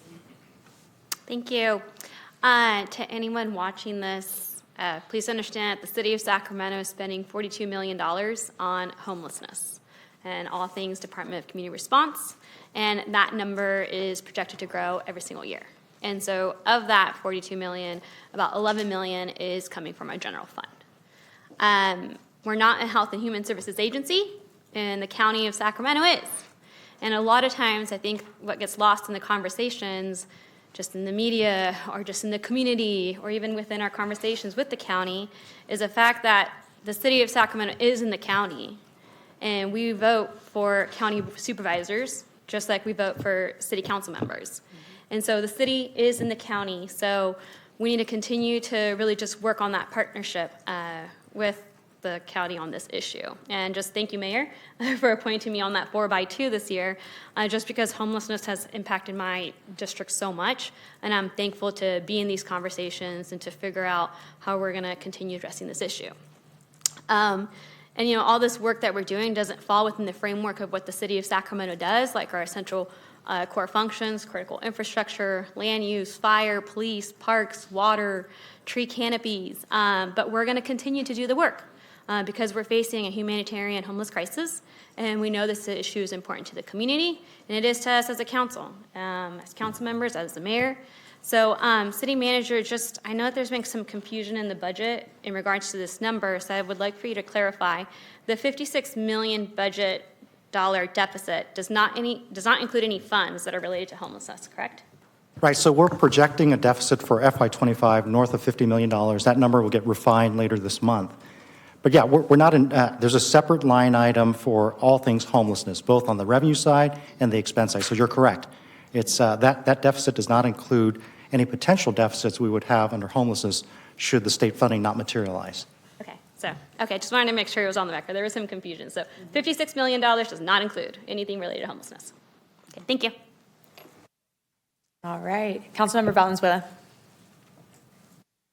Thank you, and thank you, Councilmember Kaplan, for bringing up the alternative response models. I mean, that's been something that we've talked about on this dais multiple times. There's been proposals some of us has put forward at different budget years to say, hey, let's try it. And so I'm really excited to hear that research has continued and that we're getting closer to actually standing that up. Because, yeah, I mean, when I hear from officers in my district that 90% of their time is spent on calls related to homelessness or mental illness, I'm like, that's not right. That's not what they signed up for, and that's not really, frankly, I think what's going to serve our city the best in the long run. So I'm really excited to hear that's moving forward. And I want to thank you, Brian, for, I mean, you've only been in this department for a couple months.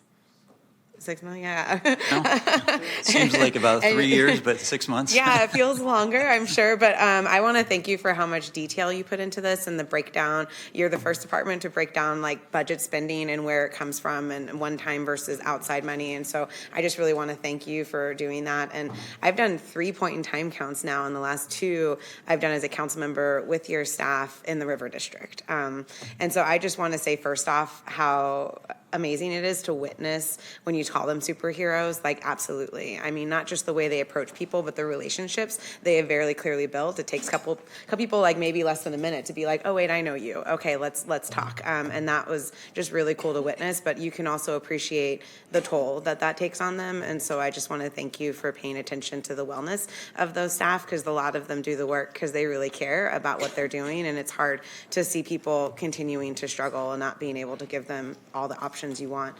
And I really want to point out this demographics chart because it has to be said.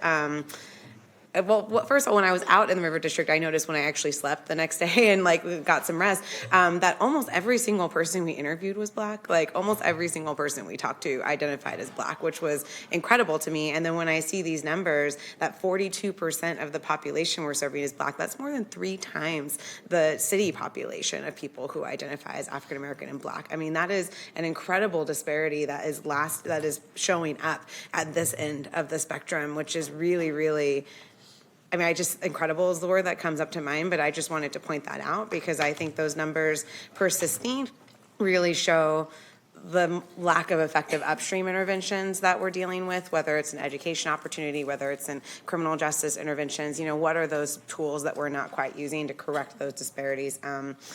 I really love the stories you share. I wish we shared more of them. I've come across a couple of really good stories in my district of people that I thought would never get off the street who one day were gone, and an outreach worker just happens to say, oh yeah, they're staying at the Central Sacramento studios now. We finally got them in. And I'm like, oh, I wish we said that more because people lose so much hope, and I have to remind them that we do get people off the street every day. We're just not keeping up with the demand that's growing, and we need to do more to move upstream. But I also want to I think there's a real misperception in the community about people not wanting services. And I noticed that in your presentation too, you said services. I think I'd really appreciate a breakout of what those services are that we're offering them, because I think a lot of people assume that services are shelter, and that's not usually what we're able to offer people. And so I think breaking that down and helping the public understand how often we're offering shelter versus maybe a different service, so that when they still see that encampment down the street, they know that it wasn't necessarily because that person said no to shelter. It was usually because they said no to, I don't need my ID check. I don't need the wait list check. I'm already on everything. Leave me alone, right? And in general, the idea of wait lists, I've asked the county for this. I don't know if we'll ever get it, so I'll ask you for this for the city. You've included some numbers in presentations about how many people you've enrolled on wait lists. And I think that number would be really helpful for us to know, because those are folks who've already said yes, who are just waiting for the spot to open. Because I think what we're stuck in right now, and part of the futility that your staff might be feeling, I won't speak for them, is that really what we're doing right now is largely moving people back and forth across the city, and because we don't have the options available for them. And so I really do want us to own a little bit the side of this, that either us or the county, like, we need way more places for people to go. And until we get that, faster response is great, especially when there's a crisis going on and there's needles out or there's somebody next to a school. But if they don't have a place to go, like my district is growing increasingly frustrated that they're starting to realize that camps are moving a couple blocks away, and then they're coming back, and then they move a couple blocks away. And every time the city spends resources doing that, they're saying, wait, what are we doing? We're not solving the problem, because, we're triaging the problem, but we're not really helping that person get off the street, which is ideally the outcome that we'd like to see as often as possible. So I'd like us to tell that story a little bit more, not so much like in sort of owning the responsibility to the Mayor Pro Tem's point, but just saying, this is how many people we've enrolled in wait lists in the last 6 months. Like, these are how many people are ready for drug treatment. These are how many people are ready for mental health treatment, so that we can start telling that story too, so that people understand where the block in the system exists. And I did want to ask you a question in my final little bit here. So I'm starting to hear more and more from folks that we're not giving notice to people when we ask them to move. And obviously, I appreciate that there are urgent situations, like if someone's blocking a driveway to a fire department, right? You know, we need to come out right now and say, no, you can't be here because you're impeding an urgent safety issue. But more and more, I'm starting to see stories in the press and stories from people in my district that people are being moved sometimes with less than an hour notice. And so I just hope maybe if you, or I don't know if that's a better city attorney question, could explain a little bit about what's going on with that, because I know that's caused a lot of upset with constituents in my district who are worried that people don't have time to move before their possessions get taken. So could you answer that part? Yes, and I will gladly answer that question, because I can tell you with high confidence that nobody is getting moved without having had some outreach and services offered to them. Now, when you see somebody and put in a ticket, or someone wants them moved, and we go out there and provide some services, and you don't see that interaction, and then you come home and then you see that we didn't do anything, and then you come back and they're gone, then we swept them. But I can tell you with confidence that we are providing outreach to everybody that we make contact with, and we are not moving anybody short of critical infrastructure, 500 feet of schools, or some kind of safety. There is nobody that is getting moved without some service being provided first. And it is just false information that's being put out there. I appreciate you clarifying that, because when we were out in the River District for the point in time count, there were a lot of encampments blocking the sidewalk on 12th, which I'm sure you're familiar with very well. And I noticed that they all had notices that had been dated for several days prior. So I knew we were still doing that piece, but I was troubled when I saw media reporting that we weren't doing that anymore. So I did want to give you the opportunity to clarify what was going on.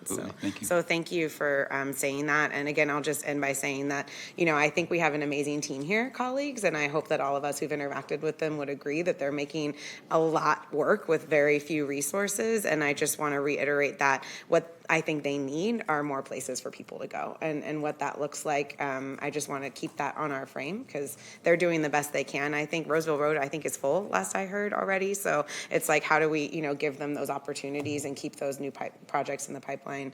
I don't know, Mr. City Manager, if that's something. I know with the safe ground authorization, you said once that fills up, maybe we'd look for another site. So Yeah, so two things. I too have gotten lots of emails, probably all the ones you all have received regarding media and whatnot. It's just patently false. And in fact, I will copy you on a response that I provided to those that are on the 4x2 that refutes everything that's put out there. So I appreciate you asking the question publicly, because we are not perfect.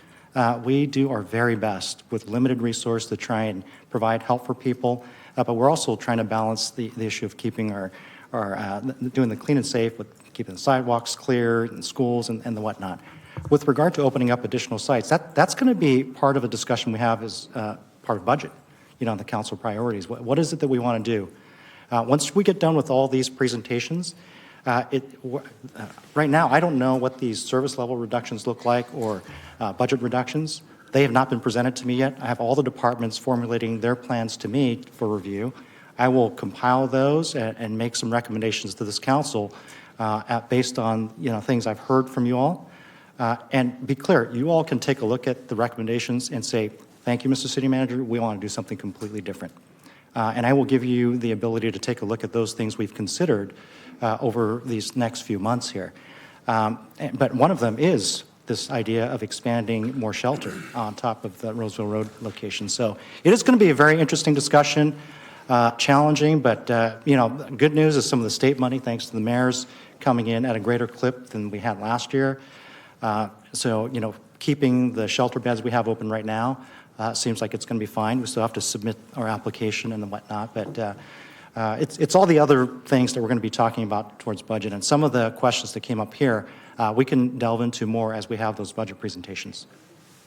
Mr. City Manager, and thank you, Council Member. And then I am fully aware that we have two more long presentations before us, so I will keep my comments really brief before I pass it over to the mayor. And a lot of what I was going to say has been said, so I won't reiterate, but I did want to bring up a couple. Well, one, I will reiterate one thing, which I appreciate Councilmember Valenzuela about, which is telling our story. I think that's really important. We're starting to do that. I'd love to see us do that some more. The stories of the people that we're helping, that our teams are helping, I think that does a lot to empower the community to understand the work that's happening, but also see that there is progress. It's slow, it's not easy work, but you and your team, you're out there every single day. And I've been on ride-alongs with the city-county teams, with DCR, and I know how much your team really cares about people and trying to solve the problem, which also brings you to the mental health point. I really appreciate you as a leader thinking about that for your team. Truly, it's hard work out in the front lines. And so I also wanted to say, congratulations and kudos on the Roseville Road. I think that was a perfect example of if we can make the process a little less political and we can work together, we can get something stood up quickly that can serve the needs of the community. And while it might not be perfect for everyone, there is no perfect solution in terms of a location or services provided. I thought that this was a wonderful example to show the community, like, we can do this, we can work together, and we can do it quickly. So I just really wanted to commend you, your team, city manager's office, and this council for making that happen. And then just one last example that I think was big for me in my district, in my community. As you know, I was sitting up at this dais probably a few months ago, very upset over the WX shelter and the encampment that was out there for a very long time, and let my frustrations be known. And within a matter of days, if not weeks, you sprung into action with your team and the very new at the time IMT team. It was one of the very first places that you went, and I can say that the community is really grateful. And that the shelter staff is really grateful. They're feeling more able to do the work that they're doing every day because they don't have a literal, drug dealing operation outside of their doors that's preventing people from getting the help that they need and so on. And so just really wanted to appreciate you, and I hope that we go forth and share our stories more. So with that, I will pass it over to the mayor. Thank you very much.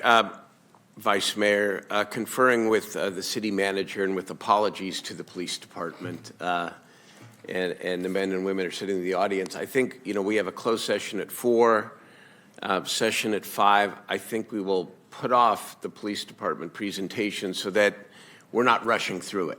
And I think, even though it's inconvenient, we apologize. I think it'll be better so that we can have a full discussion with the police department, if that's all right, without objection. So, on this item, I know in a week or two we're going to have a full presentation on the status of the partnership agreement, where these same issues are going to be discussed. So I'll try to be brief here and save some of it for maybe introduce a few thoughts and in preparation for a week or two. First of all, I know the Racial Equity Committee talked a lot last week about the need for some kind of interim racial equity lens for considering this budget and the impacts that we make. Oh my God, if there was ever a better example of why that's important, Councilmember Valenzuela reciting what you presented, Brian, that 42% of the population count are African Americans. We either consider that in making our budget decisions or we don't. And if we don't, then we're not applying a racial equity lens. I'm not saying it's the only thing, but it needs to be part of the consideration. Again, this is teeing up for a couple of weeks maybe, but Brian, when you say that we never move anybody unless we have done outreach, I think the question that bears more discussion is, what does that outreach consist of? Is it a light pass, a medium pass? Is it an actual offer of housing and or shelter? Do we provide the navigation for people to move their stuff and store their stuff or whatever to be able to get them there? That question, I think, is really paramount in terms of how we define outreach and having a discussion with the community, especially some of our critics, with some common understanding of what is actually happening out there. I want to say, and I should have said this from the very beginning, we have a foundation now in the city of Sacramento to do better, much better, in part because of what the manager, and I might have had a little push here too over the last couple of years to say we need an incident command structure, similar to what Daniel Bowers does, right? But in this context, treat this like an emergency. And now we have the structure to be able to do that. And with DCR has fabulous personnel. But I think it takes somebody of your background and skill set and various levels of experience to kind of lead this. And so it gives me confidence that we now have the foundation for the right kind of outreach.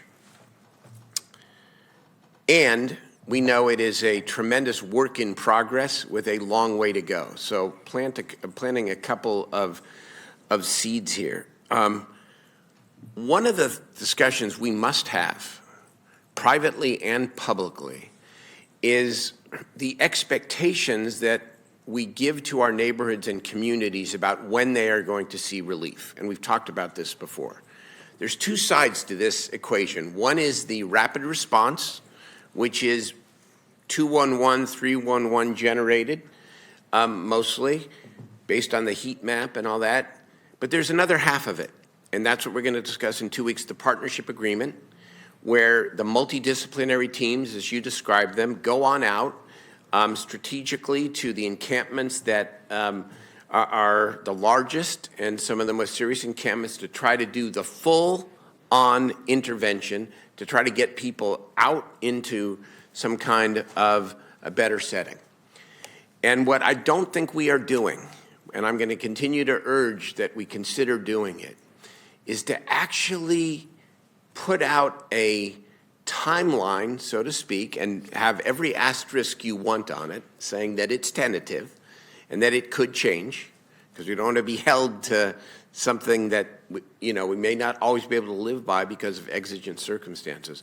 But to tell the people, for example, in North Sacramento, the area that I now represent as a city council member, when the bikeway is going to get the attention that it so desperately needs and deserves. I've said it many times. People can be disappointed in knowing we're not going to get to X for 4 weeks or 6 weeks or 8 weeks. Disappointed. But they will be okay if they know we're going to get there. And we're not being as transparent, in my view, or as public as we can and should on this question. And I understand there's some countervailing considerations. Setting false expectations, which is why I say draw your asterisks around it. The idea that, well, maybe we're gonna face demonstrations of some kind or something, which is always, I get all that. I think we are paying a tremendous price in terms of confidence by making this too much of a inside game. It's not a game.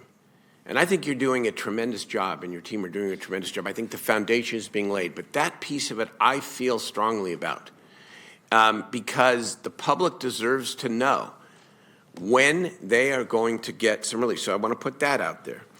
The other thing that we need to talk about in a couple of weeks is how this partnership, and by the way, doing that will also hone our performance even better than it is now, because it will require us to be thinking 2-3 weeks ahead about which city-county teams we're going to be deploying and with what intensity. Because there's still a lot of questions about the other half of the non-rapid response piece of this. Part of it is the constraint that we don't have additional beds, right? And so there's the backup, and where are you navigating people to? And yet, we know that if it takes 25 days to get somebody into a vacant bed because there is some turnover, well, then let's take that 25 days, back it up, and see how many people we can get in by focusing on some of the most serious encampments while we are adding to our beds, which begs one last question for consideration in a couple of weeks. The manager and you guys have gotten mixed messages from us, and so let's acknowledge that. Not in the way you think about enforcement versus non. But whether or not a safe ground has to include the full panoply of services that we want to provide people. But if we don't have the money, should we be designating places in the city where people can camp without the full array of services as a way to differentiate very clearly, end this debate about sweeps or whatever people call it, to differentiate between where people can, in fact, live in a tent in the city and where they can't. We haven't done that, really. I mean, because everything we do comes with a multi-million-dollar contract. But begs the question whether or not, in terms of trying to address the cleanliness, the safety, and also the dignity of people to know that they can stay where they're at while we try to get them into housing, that there's a place where they can camp. I know this is being roundly debated in the community, in the mayor's race, in all of it, but it's at least worth talking about and considering as part of our clean and safe effort. Finally, then it's over. I do think, who made the comment, Councilmember Talamantes, I think earlier, don't expect any pats on the back for anything. However, I'm going to say it till the end of my term. This city has put more resource, attention, and commitment to homelessness than at any time in its history. 100%. And it's hard to prove a negative, but if you listen to the Sacramento Steps Forward, who tells us that we've gotten tens of thousands of people off the street since 2017, and we acknowledge that the problem has gotten worse, and who knows what the point in time count is going to say come June. What does that tell everybody who thinks about this and has a say in this? This is about systemic poverty. It's about people who are not making it. And yes, there are a lot of people with mental health and substance abuse issues and underlying conditions. And yes, there are some people that choose this as a lifestyle and all of that. But how is it that we get so many thousands of people off the streets and yet the problem grows worse? Let's make sure we're talking about that. And so that, and we're recognizing our limitations, but also what more we can do to try to provide relief to the people suffering, but also the people in our community who are suffering. Look forward to more in 2 weeks or a week, whenever it is. Thanks. Well said, Mayor. Thank you. Thank you, Mr. Pedro. Thank you. All right. Up next. Hello, Chief. Welcome.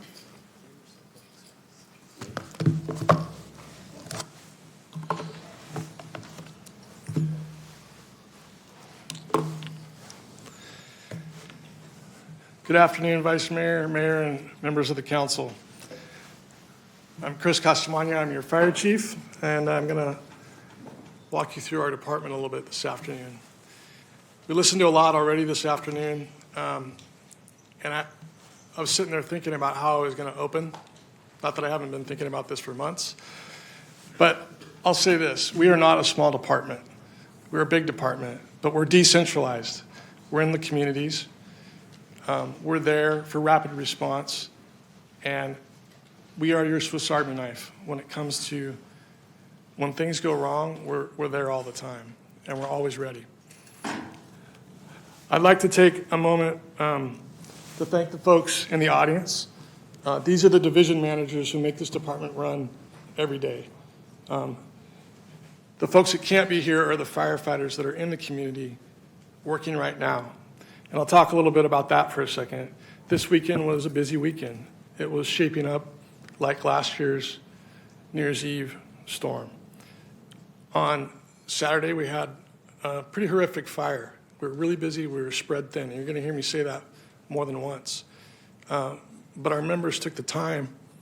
They listened to the radio, and they reacted to a fire that could have had 2 more fatalities than it did, because they're just listening to the radio and they got in the right position. And that's what they do on a daily basis. With that day, typically a day in Sacramento is 300, on average, 300 calls a day for service for the fire department. that day had 455 calls for service. So when I say we're spread thin, it just brings a little bit of a picture into mind, and I'll show you a little bit more here with lots of charts and graphs, Mr. Mayor, for you. I know you like the charts and graphs. So as we look at it, this is how we break down. We have Deputy Chief Mike Taylor with his assistant chiefs, Pat Costamagna, you might recognize that name, Josh Callista, Deputy Chief Danciart in charge of technical services. His assistant chiefs are Scott Williams and Jacob Pelk. Deputy Chief Tilden Biller with risk reduction, and his assistant chiefs are Kim Iannucci, Dave Sharon, and Jason Lee. We also have Anna Turin, who's the fire admin manager, and her divisions are fiscal and HR internal to the fire department. The Sacramento Fire Department administrative team combined brings you 341 years of experience. I think that's important to note. These are very experienced people leading the department right now. They prop me up every day. So if there's a question to answer, they've got it behind me when we get to the answers. Office of the Fire Chief. We talked about it. It's oversight. You've heard the other department heads talk about how they give oversight and direction. That's what I'm here to do. I have the divisions behind me running the day-to-day. I can only provide the oversight, the direction, and the management of the divisions. We consist of 8 divisions and 4 battalions. There's 3 platoons, or you'll hear us refer to them as shifts a lot of the time. There's 178 people on shift every day in the city. We're here 24/7. We are unlike other departments where we're here 24/7, 365. Most people are here for a minimum of 48 hours. Most of them work more than 48 hours with their commitments. And that's something to just talk about the department really quick. This is a committed department. There's a lot of sacrifice that the firefighters and the people behind me give every day. We're all here for you to sacrifice in ways that some people don't understand. I think something else I'll talk about real quickly is there is no demographic for us to answer to. We answer every call. There is no barrier for the fire department. And I'm going to get into the calls in a little bit. We offer service in 146 square miles. We're larger than the city. And why is that? We have contract areas, one that's just a little over a square mile, another one that's over 45 square miles. That provides a greater service to our city as well. Those 2 contracted areas are North Natomas and the Pacific Fruit Ridge area. They've been combined over the years. And there's been a lot of combinations of fire departments in the Sacramento County region over many years. The department is comprised of 24 stations, 34 fire companies, engines or trucks that we refer to them as. The fire department staff is made up of 647 sworn members and 58 administrative professionals. Our professional staff, and you saw slides from the other departments, manages 196 multi-year contracts worth $52.3 million. They also manage 5 urban search and rescue grants totaling $7 million,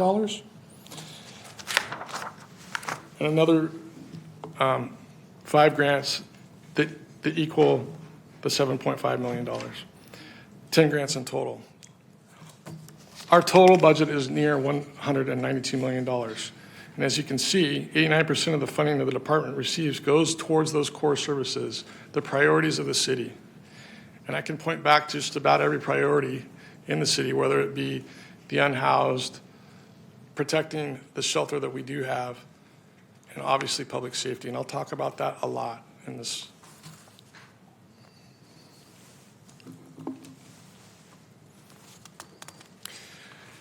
Moving on, the core services of the 8 divisions, the fire department does collect $31 million through its EMS services, another $4.1 million through its fire prevention division and its offsets.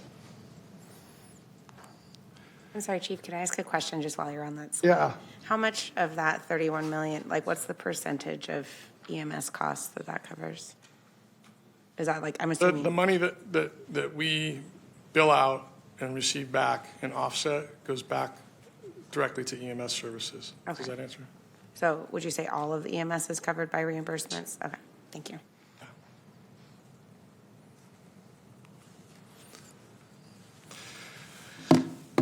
I started with a little history. I'll give you a little more history. On the left, you see a fire that started in 1852. I teased the police department that it started in the stable. That's not accurate. That in their stable, that's not accurate. It actually started in a millinery, a hat shop. It burned the city down. 30 days later, the city was rebuilt. 762 structures were rebuilt in less than 30 days. So this city is much like a phoenix, rises from its ashes. After the devastating fires, when the fire department was organized in 1850, it became a paid professional fire department in 1872. We celebrated our 150th anniversary 2 years ago. The department itself is actually 174 years old when you take in its volunteer service and its paid service. This department has continually evolved to meet our community's needs. And today I'll be talking about some of those evolutions over the past years and the recent ones. In the present day, the department responds to many types of emergencies, including fires, emergency medical calls, hazardous materials incidents, and specialized rescues. The department also provides medical services, fire code enforcement, public education, and fire investigations. These are all part of a more modern core mission for a fire department.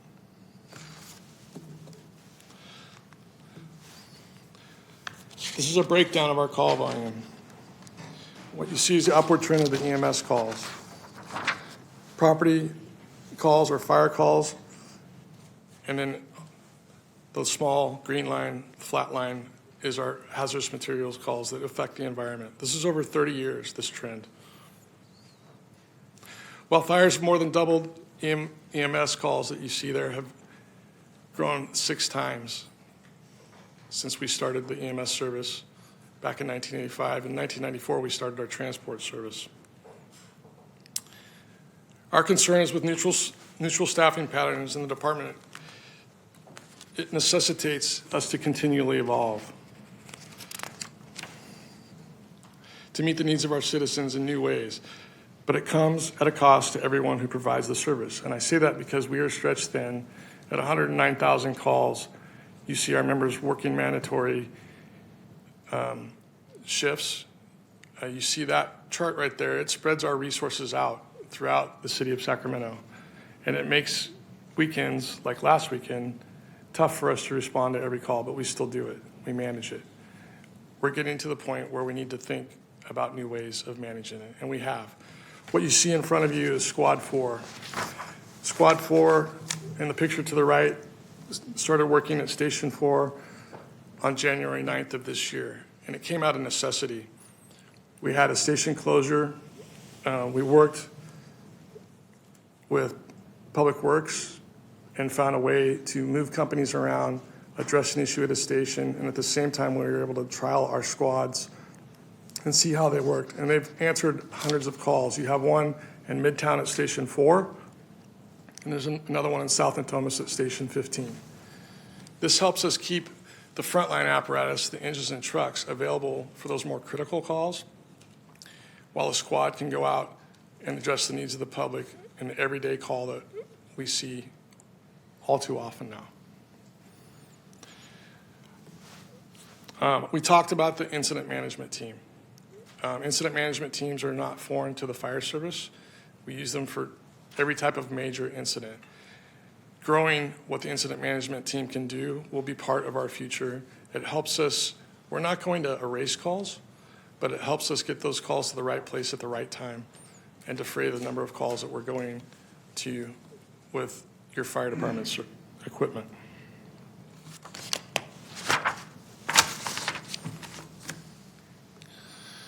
Again, here's population over time and call volume over time.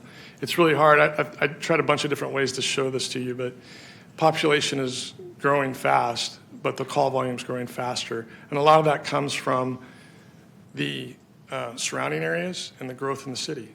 And it's good growth. And that's what we're here to do. We're here to grow with the city. But we're lagging behind right now, and it's time for us to start catching up.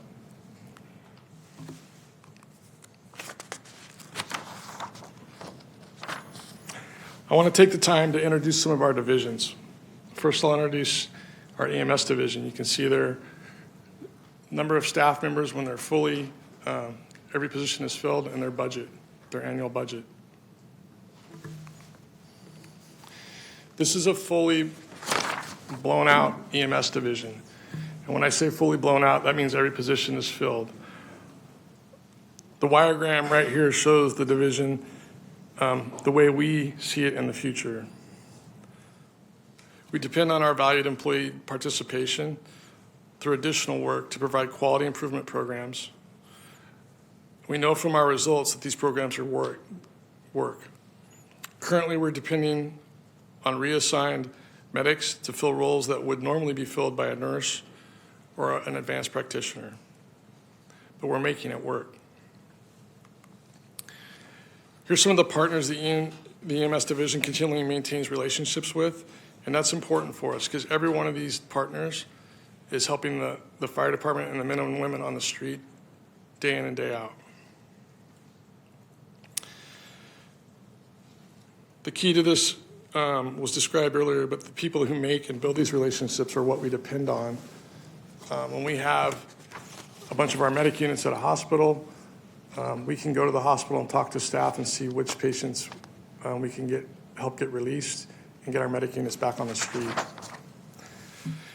But our mission isn't complete without filling out that wire diagram that I showed you earlier, and it's going to take us some time to get there. Here's just some notable stats for the EMS division. Almost 80,000 medical aids in 2023. Over 50% of the responses end up in transports to local emergency rooms. And when you hear those news stories about emergency rooms being filled, a lot of times you can drive by Sutter General, Mercy General, UC Davis, and you're going to see Sacramento Fire Department medic units filling up those emergency room bays. During the year, there were over 700 CPRs performed, 1,100 stroke incidents identified by our paramedics, 168 of the most serious type of heart attack, abbreviated as a STEMI up there, which is an elevated ST myocardial infarction. They didn't think I would remember that, but I did. I remember the silliest things sometimes, but this is the most serious type of heart attack that a person can have and survive. There have also been 123 cases resolved with short wait times through our new telemedicine program. And that's one of the ways we evolve as a department is using technology. And telemedicine is that technology that we were able to bring to our citizens on an iPad. And sometimes it doesn't require them leaving their home at all. Other times it's helpful. They may not want that service, but they're talking to a doctor on an iPad. They're having an emergency room consult with a doctor on an iPad that convinces them to go to the hospital. And it's a life-saving tool. Also up there, you see the Sacramento Fire Department has received the American Heart Association Mission Lifeline Award for the last 7 consecutive years. This isn't something we take lightly, and we like having those streaks, those win streaks like that. This award is given out to promote excellence in cardiac care, stroke care, and identification. Next is our Fire Prevention and Investigation Division. They provide 4 core services with 39 personnel. Here's the core services. Development services for new construction, plan checks, fire permits for special events, or required permitting, fire code enforcement, along with mandatory state-required inspections. And also in there, we have our Fire Investigation Division, which reviews all suspicious fires, or probable arson. As you look at this slide, you see our investigation staff are unique in many ways, determining the cause and origin of a fire, whether it's obvious or hidden. They have experience and expertise to find the smallest clues in the direst of conditions. Our prevention staff are also experts in permitting novel events. You see farm to fork there. Reviewing plans and inspecting construction sites to ensure modern buildings will be safe for years to come. You see the beginning of G1C and how it stands today. Fire investigators are called to fires that are suspicious. They conduct a comprehensive review of these fires to determine the cause and origin. The investigations help decrease the fire frequency, monetary loss, fire-related injuries, deaths, and criminal arrests to the persons responsible for the crime of arson or fraud. In 2023, there were a total of 179 arson fires identified. There were only 50 arrests. But of that, those were the people to be determined to have started a fire or committed fraud, and the most dangerous of those people. Our arson investigation team took a new stance last year. They couldn't prosecute everyone, so they went after the most dangerous people. They built the best cases.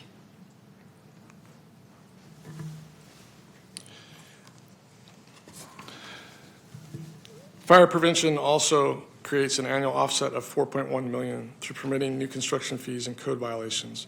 In 2023, the prevention team completed 8,100 development service inspections and 6,300 fire inspections. The staff also completed 3,200 fire plan reviews. Fire investigations had 418 call-outs to suspicious fires, for which they prosecuted at 28% rate. And this group works tirelessly, like you've already heard me say, to make our community safer. All right, slide. This one is one of our newest divisions, DOOR, the Diversity Outreach and Recruitment Division. They have a budget of $3.7 million, 6 total staff members, and this group maintains and adapts our race, gender, and equity plan for the department and our community's needs. They're tirelessly working. They're working all the time. They were working when I left the office today. It's a fun group. They have a lot of energy. And pictured, you see some of our new EMS interns. Our outreach and recruitment team is a major connection to the community. As seen here in last year's Pride Parade, the DOOR team represents the Sacramento Fire Department as they continually build relationships and provide opportunities to educate our community. Recruiting at job fairs, high schools, and military reserve units is an amazing way for our youth and veterans in our community to realize they are needed as part of our fire service team or possibly a position elsewhere in the city. All of our city departments have challenges recruiting within the city, so when we talk about these recruitment fairs, not everybody wants to be a firefighter, but they may end up finding a place here in the city that they thrive. Our youth programs help build healthy, confident youth who are willing to who have the tools and are willing to be successful in getting out there on a career path that they may choose. Our DOOR program prides itself on its strong partnerships with our community, local education systems, and these are just a few of the local education systems and partners that we continue to grow through the DOOR.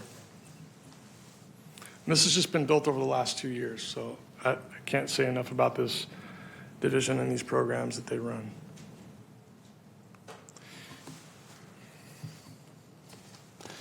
Some of the recent successes of the Sacramento Fire Department DOOR program are also shown here. A few of our standouts. The 12 past fire reserves have been hired by the Sacramento Fire Department.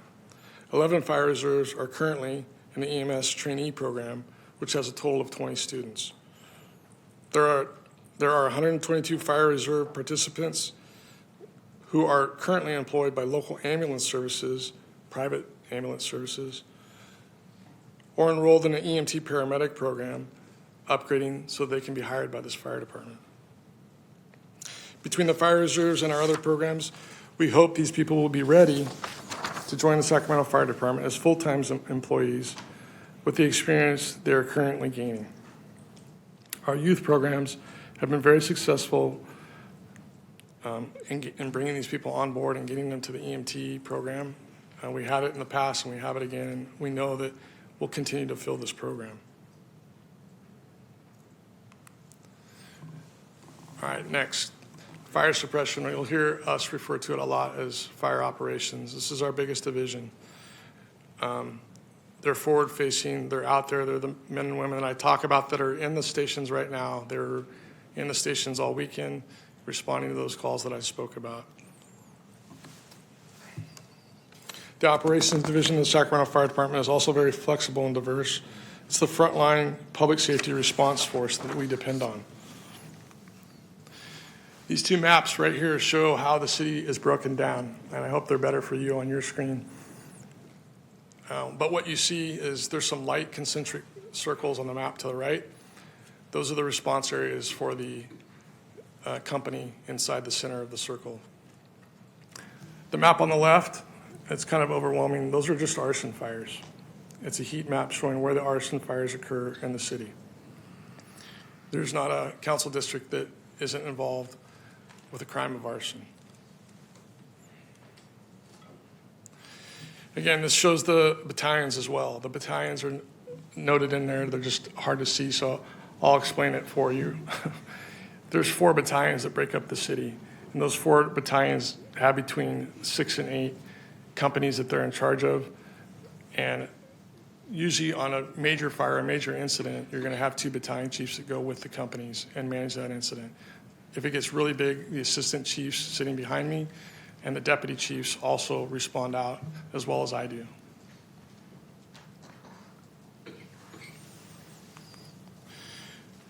All right, here's what the daily staffing looks like and how the division is broken out. The operation division is made up of 24 community-based fire stations, which I spoke to you about. Again, they're 24/7 response. There's 1 assistant chief managing all this every day. There's 4 frontline battalion chiefs. And again, the effective daily response force of 178 personnel who respond to all fires, EMS emergencies, and hazardous materials incidents. There's also 3 professional staff members staffing the department on a daily basis, and you see their office there with all the companies and the names up on the magnetic board. They use an electronic system, but you still have to track it manually because people are moving around.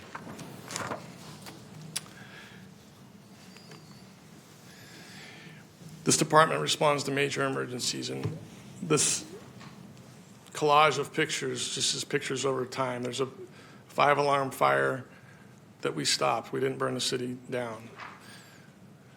There's a semi that crashed into the Capitol. It came down 11th Street, crashed into the Capitol while people were in session inside the Capitol. The department controlled that fire. We respond to major medical emergencies. And you have the trestle fire in the bottom left. This department put that fire out and had Union Pacific Railroad up and running within 30 days. We didn't rebuild the trestle, but we put it out so they could get in and get commerce moving again.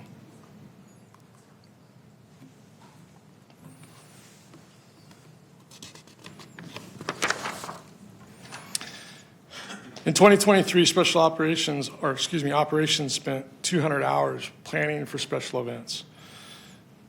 Provided over 250 special events, or provided staff to over 250 special events, including the the Golden One Center.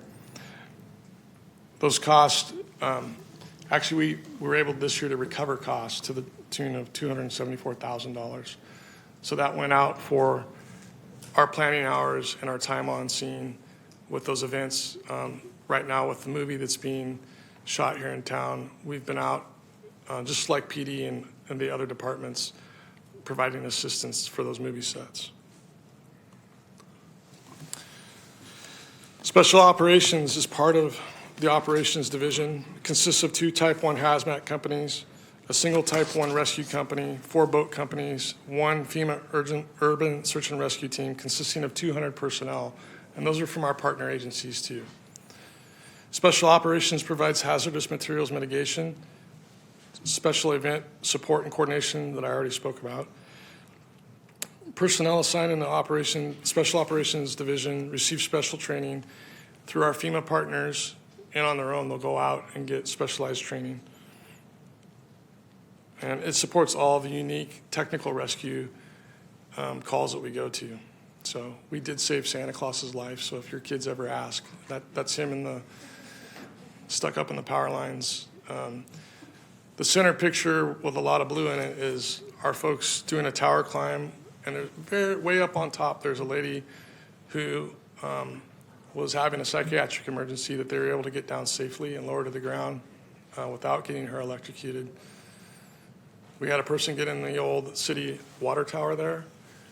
At least that's what we thought. We went and checked on it. There was nobody there. And then we had the hazmat house in the bottom right. It took us about a week to clean this house out. It had several hundred unique compounds inside of the house, and it was an old chemist who had passed away. And we went through and categorized everything he left behind. He had no relatives. There was no one to contact, so we really had to go step by step through this whole house. And he was a retired chemist from the state. Those are just some of the unique calls that you see throughout the year in the Sacramento Fire Department. Here's the operations breakdown. This graphic basically highlights the operations volume. And you'll hear me talk about the volume issue. You can see the incoming calls of 452,604 calls.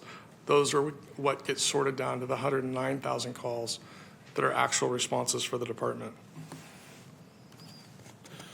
Again, there were 79,000 EMS responses, over 5,000 fires, and over 1,200 hazardous materials calls. This volume means that every 4.8 minutes there's a response from the department. Additionally, there's a fire every 90 minutes.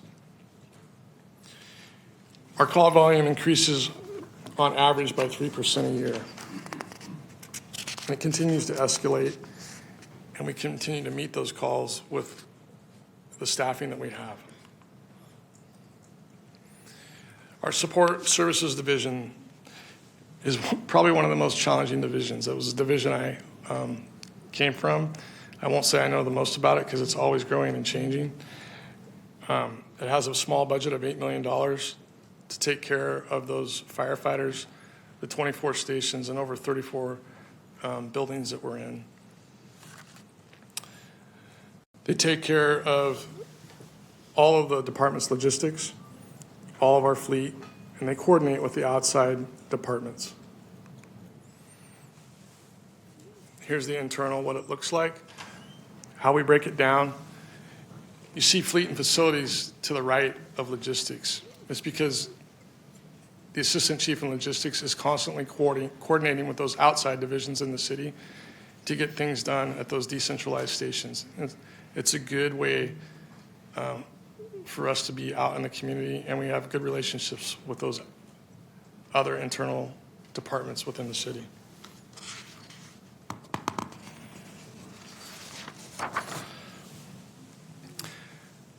The Support Services Division faces many issues with challenges brought on by growing deferred maintenance and a lack of available funds to address the issues with the 24 stations. And when I say lack of available funds, it's not that the funds aren't there. It's just the deferred maintenance problem citywide. You'll hear this, and I know you've heard this already. It grows at a pace that we just can't keep up with. I use that picture of Station 4 a lot throughout this presentation because it's 90 years old. That station's served its purpose well for this department. We all like working there. It's just getting a little tight, a little small for how we deploy today as a modern fire department. Support Services also faces supply chain issues, and every day they're out there trying to get what the men and women of the Sacramento Fire Department need to the stations for them to operate. Simple things, dish soap, towels, the stuff that we're all used to having in our homes. Support Services gets it to the folks in the stations. They're also trying to revamp these stations. Some of the older stations are pictured here. And we know we constantly have a list of stations that need repair or replacement. And when we talk about replacement, it's nothing short of, I'll say $15 million. And I'm sure Public Works is cringing in the back room right now. It's probably more than that. But there's a lot of things that go into it. It could be a piece of property alone, right? It could drive up the cost of a station. When we built Station 15, we were lucky that we were able to, through the Quinby Act, reutilize a park. Station 14, new Station 14, those stations both would have been in this picture, but we were able to reuse some city-owned land to build Station 14.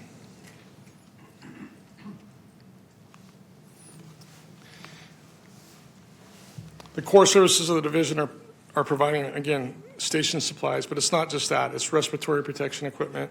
We depend on that. We cannot do our job without it. And there's over 314 pieces of equipment that they maintain day in and day out. Coordinating with fleet and facilities management is another part of their daily job. Here's the stats from this one.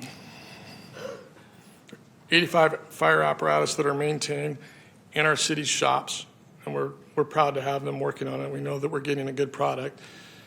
30 medic units. It takes 30 medic units to keep 18 medic units on the road. That's how much those medic units are running around the city. And no, we do not have a sticky note to turn your siren on when you go by City Hall. That's just how much they're out there. So. 1.8 million miles driven in 2023. That number continues to go up. That number costs all the way across. It's fuel, it's miles on the equipment, it's wear and tear. And the last number I like, Station 4 opened in 1933, and we know that they've cooked 98,550 meals there in over 90 years. So I say that because these stations don't stop. It's like if you look at your kitchen at home, your bedroom, go into any space in your house, imagine if it was being used 24/7, 365. So there's a lot of wear and tear in the stations. And I know you've all seen it. You've all been in your stations in your districts. And it's just never ending. And we're not hard on stuff. We take care of stuff, but it's just a lot. The food is good. That is true. That will never not be true in the Sacramento Fire Department. You don't get a face like this without good food. So.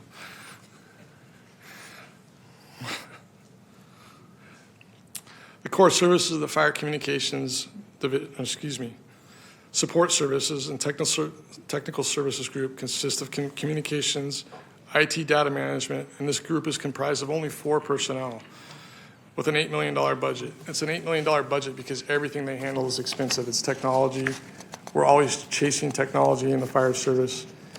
But technology's been our friend with that increasing volume that we talk about throughout this presentation.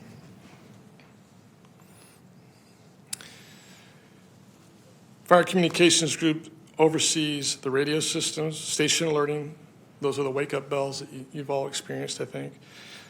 And all of our mobile computer systems that are in the fire apparatus. The staff also responds and repairs the communication equipment 24/7. So those 4 people are up 24/7. When a captain calls from a station and says their mobile data computer is not working, they go out and make sure it's working. They can't take calls without it. It's not safe, and they're not going to get calls without it.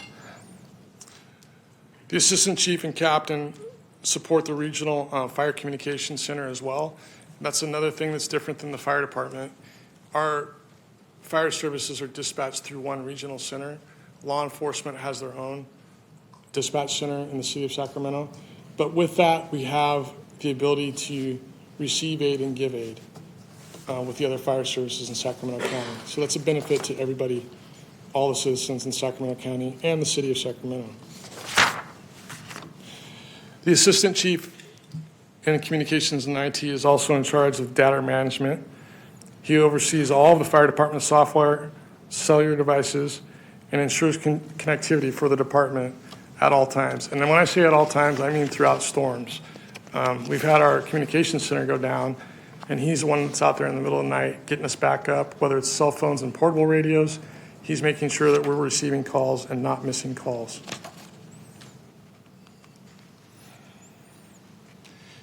This is what they take care of: 652 portable radios, 180 mobile radios, 120 mobile computers. And the difference between portable and mobile: mobile's in the vehicle, portable you can get out with. You have to have both. 95 station computers, and they also received those 911 calls. That's coming in through the comm center. It's got to be somebody there, and there's usually 12 people on the floor receiving those calls.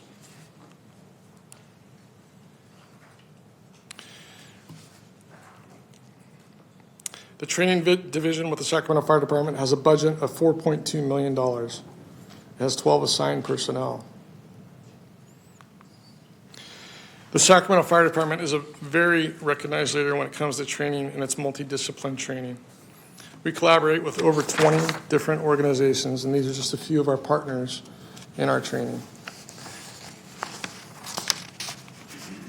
This division provides several types of training, such as in-service training for personnel who graduated from the academy, apprenticeship training for those personnel who have graduated but they're not at the journey level yet in their career. They also provide apprenticeship training for a person who's promoted and hasn't reached the journey level in their new promotion or their newly promoted position. Those numbers add up fast. And when you look at this, the total number of hours of training by the collective Sacramento Fire Department was over 438 hours of training, 438,000 hours of training, which equals 50 years if you do it, 8,700 hours in a year. There's 50 years of training by the men and women of the department. Why is that important? Everything that you just saw is what we do. When I talk about life, property, and environment, we're the only ones in the city of the Sacramento that can respond to a fire, that can restart someone's heart, and can mitigate a hazardous material incident. That's what we're here for. We're forward-facing. We're out in the communities. And there's many positive aspects to what we do. There's a lot of success stories. The department also has concerns, but those concerns are opportunities for us. The department is challenged with a growing deferred maintenance issue, and I've talked about that. It's aging stations. We're challenged by that, but those are opportunities. The city of Sacramento responds to more calls with less available resources to pull from when compared to our partnering agencies within the region. Our call volume and our staffing helps us do this. Call volume is what we fight against. Our staffing is what helps us respond to it. We're continually strained by the call volume. I think I've said that enough. I hopefully got that point across. This continues to drive the need for new concepts and partnerships, such as a new relationship with the Department of Community Response. Brian Pedro talked well about how we collaborate on different ideas. The incident management team itself, and we talked about the street overdose response team and how we can capitalize on the opioid money between two departments, not one department. We do have an issue with increasing injuries in the department. Personnel are stretched. There's a lot of calls. You're tired. And we have a dangerous job that causes a lot of injuries. Everybody sitting behind me probably has, if not one or two, knee, back, or shoulder injuries. It's part of what happens over a 30-year career. This future success of this department is going to depend on developing the interests of our youth and our young adults. It's the proactive involvement, the DOOR program, being out in the communities, letting people know that there is a doorway into the city service, whether it be with the fire department, another city department, or the police department, getting out and being in the communities and talking to the youth in the communities, talking to the young adults in the communities, letting them know that this is a place where they can be. While we partner and collaborate with many agencies inside and outside of the city, It's also important for us to think of new ways to make this department better for the citizens that are here. We don't want to have that day where we miss a call. We don't want to have that day where we can't answer a call. And we've had those days already where we've had no medic units available in Sacramento County. That's not just a city of Sacramento problem. It's a countywide issue, but it's what we're faced as the city grows. People grow around us. People live in other communities, but they come to the city of Sacramento to work and play and have a nightlife. And that's why you see those numbers going up. The city's going vertical. It's another challenge for the fire service. As the city grows up, we go up to take on those challenges, whether it's a medical aid or a fire. So that's my summary for you.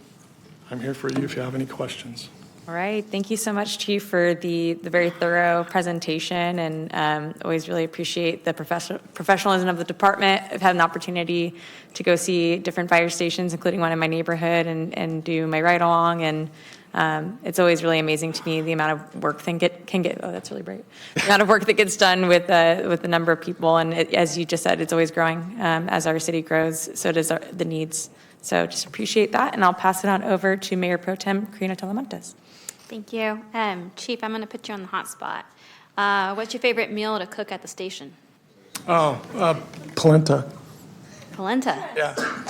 Okay. All right. Sounds good. We'll have to have your PIO make a content about that. So. Yeah, or raviolis at Christmas time, so. Okay, got it. Yeah. I know during my 24-hour ride-along, I had a structure fire, I had a water rescue. I honestly had every single call possible the fire department could have, and no sleep.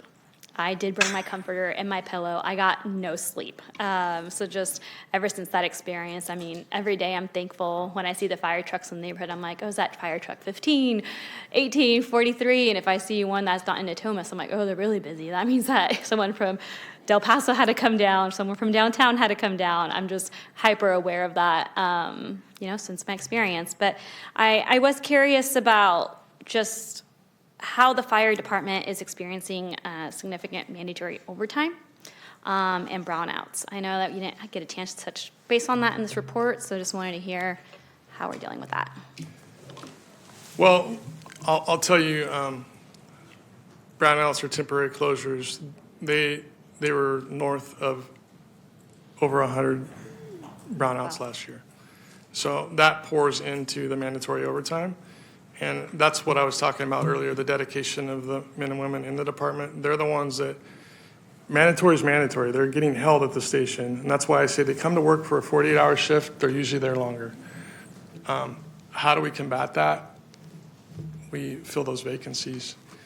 Our detail pool is what fills and covers the vacancies for vacation, sick leave, and those IOD hours. The detail pool there's not enough there right now. We can have 19 vacations a day, but we really only have 13 people in detail pool. So you're starting out at a delta of 6, and that's what we need to work on. Okay. That will help us a lot. And what does the wall time look like right now? I can't tell you right now. It is getting better, but in Sacramento County, we have a new LIMSA director. He's pushing hard. AB 40 is very helpful for us, and that's going to require the hospitals to turn around the patient offload time within, I'm going to lean because I already forgot, 30 minutes? 20. 20 is aggressive, I would say. And I'm looking at the people who support me every day. I'm looking at Brian Pedro and Tilden Billiter. We're at 90 minutes, I think, for an average in Sacramento County. And just for anyone that's watching this, wall time is the amount of time a fire truck spends outside of an emergency room at a hospital like UC Davis or just any of the hospitals here in the region. I'll make one correction because I know there is people watching. Okay, sorry. That's a medic unit. The medic unit sits with the patient. The fire engine or fire truck, they go back to the station. And there's days where we have to rotate people in to give those medics a break. They're sitting on the wall sometimes north of 4 hours with a patient. And it's important for us to give them a break. It's also important, very important for us to work with the hospitals and the county LIMSA on the patient offload time, because we can't stay there and do the hospital's work all the time. But we're willing to work with them. Yeah. Okay, thank you. Thank you, Mayor Pro Tem. And kind of on that note, you know, if that's something you can speak about publicly, is that something you're working on from a policy perspective? You know, I know you've been doing some work regionally, so I don't know if you want to speak. Yeah, so I think the first step was us being actively involved in hiring the new LIMSA director.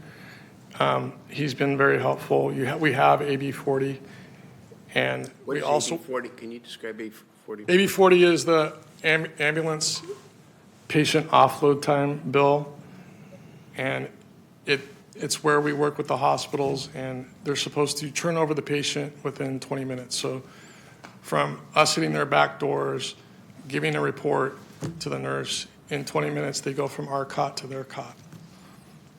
That's in the summary, the legal summary. Appreciate the brief summary. Yeah. Councilmember Kaplan. Thank you, Vice Mayor.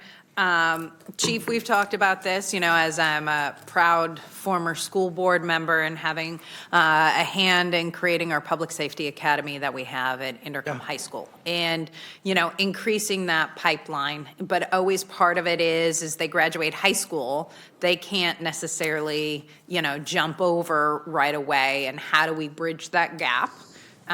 Is one of those issues, because, you know, in high school, they may be all jazzed up and they start going to college. We may not get them into the careers that we would like. So I think one of the ways we bridge that gap is with the reserve program. They can come in and start working on their EMT, and after they're an EMT, they can work on their paramedic license. Once they're an EMT, they can go to work, and there's a note in the slides in there where they go to work for a private ambulance. That keeps them interested. It gets them trained before they hit the streets in Sacramento, because our ambulances are so busy. I know that I think there's close to, I don't want to misquote, we have ambulances running over 6,000 calls a year. So if you can imagine that, if you're a young person coming into that right away, that's what I thought I wanted to do. I was not ready for it at 20 years old when I started my career. I got to build up to coming into the city service. So we encourage everybody in the pipeline programs to get out there, get that experience, and then come to work for the city when they're of age. Which I really appreciate that, but it's, I think, you know, and I think the department's doing a good job, but it's getting out there also to our younger generation and those in the community college to understand, because sometimes how everything works, increasing that pipeline is not an easy jump for those who are just trying to figure out what they want to do with their life. And I didn't talk about it enough, but the folks in the door division are out there in the colleges, and they're talking to people, and they're letting them know that this is a career that they can have. I think the other challenge we have is drilling down far enough. Like, high school is great, but we want to be in junior high school. We want kids to know in junior high school that this can be a career. And I know law enforcement is the same way. It's junior high school is where we want to make the contact and get them interested in these careers with public. Thank you. And so I want to call out, you talked about this, and I apologize, I was on my phone a little bit because I needed to figure out statistics, and I'm an attorney, so the calculator is my friend. But I looked at, so our population growth since 1994 has been 19%. Yeah. Our call volume since 1994 has increased 58.89%. And if I did my math correctly, our EMS call volume has increased 95%. Have we, as the city, been able to increase the number of personnel in our fire department that we have hired to stay with some of these increases? So, yes, we have increased the number of personnel since 1994. It hasn't been enough. We started out with 3 ambulances in 1994. Today we have 18. The number of calls that are coming in, we drop about 9,500 calls a year that go to inside the city that other agencies answer. And those are medical aids. That's not other types of calls. So it's managing that right now that myself and my team behind me, we talk about all the time. There's calls that we need to cut out. There's over 20,000 calls in that medical aid group that are calls to the homeless community.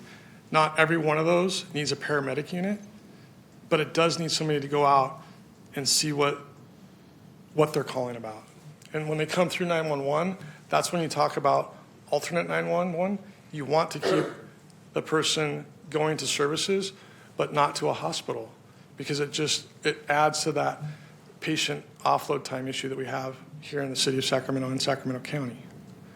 Thank you for that, because you basically took me along where providing a reason why alternative response is not only going to help the city and those out there, but also help our firefighters and bring some call volume down. Because I know nationally on where we're supposed to be with the city of Sacramento on call volume with the number of stations, we are at the extreme high amount. We aren't even average how busy our stations are. So, nothing like asking to be average again.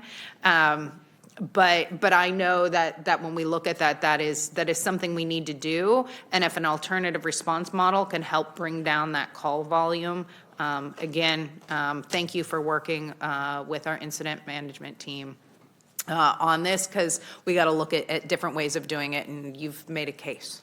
And I'll say this real quick. I'll plug public safety. Alternate 911 doesn't just help the fire department. It helps everybody in the city. It helps the police department with crime issues. It helps us get people to the right service first. And it keeps the 911 system where it needs to be.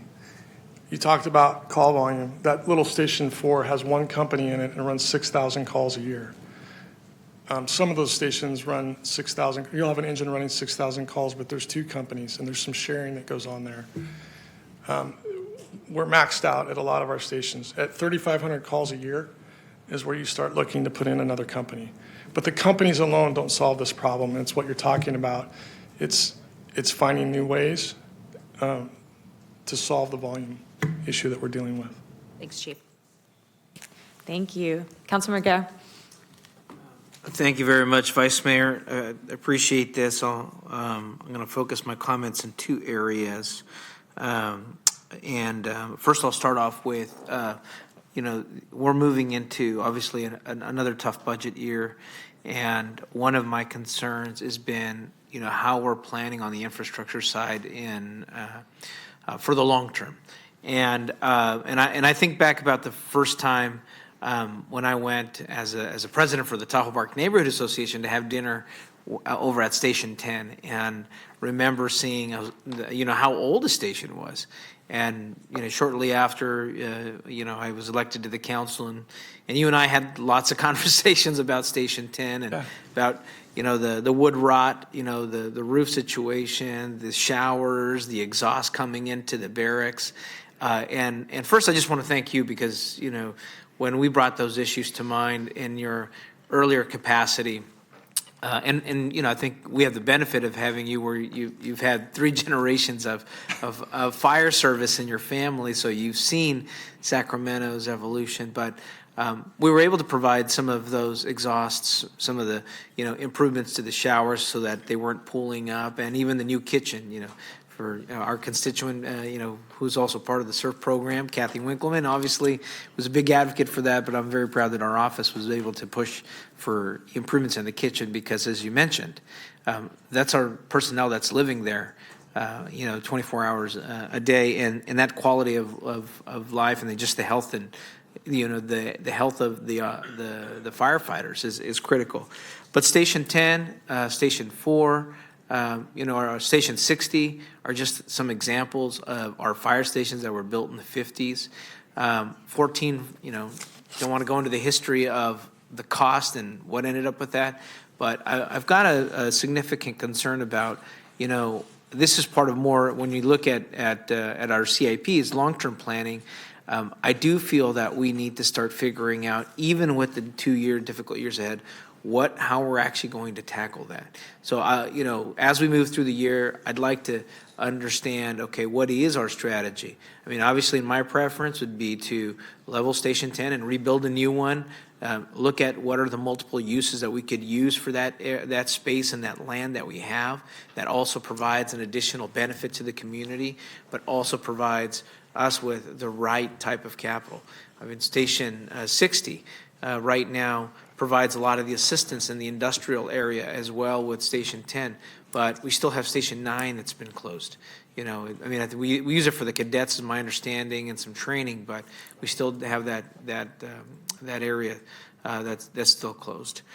So what it's led to is we have areas where we have a higher response time in South Sac communities, in areas where there are more low-income families.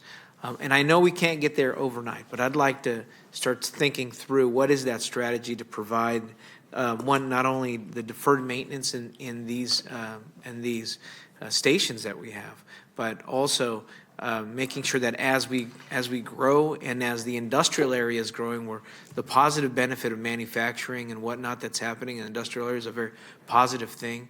But with Station 9 still not being operational, I think it was closed in the 1992, right? It was a while ago. I worry about where the future is. So if we're successful in bringing more industrial manufacturing and higher wage jobs, which that is our optimism to make sure we do, we also need to have the level of service and response in those areas. So I'd like to see thinking through that, and sometimes it's best to plan in the worst times, because that helps us think through what's realistic. And then finally, I want to go back to, in 2016, we brought this issue up of diversity and equity, and I'm very glad that we're now executing the DOOR program. It's taken that long, and I think we have change in leadership in our department. I appreciate that. And one of the things I'd like to make sure that we're thinking about in this pipeline program, and I'd like to see a more formal MOU with our high schools, with our academies, to have a public safety pipeline. And I'll mention this when the next council hearing, when the police department comes up, because I want to make sure that we're looking at two equal goals. Many of our households, particularly in the South Sac area, the median household income is around $40,000. And these careers for young people moves them directly into the middle class with medical benefits, with retirement, and with public service to their community.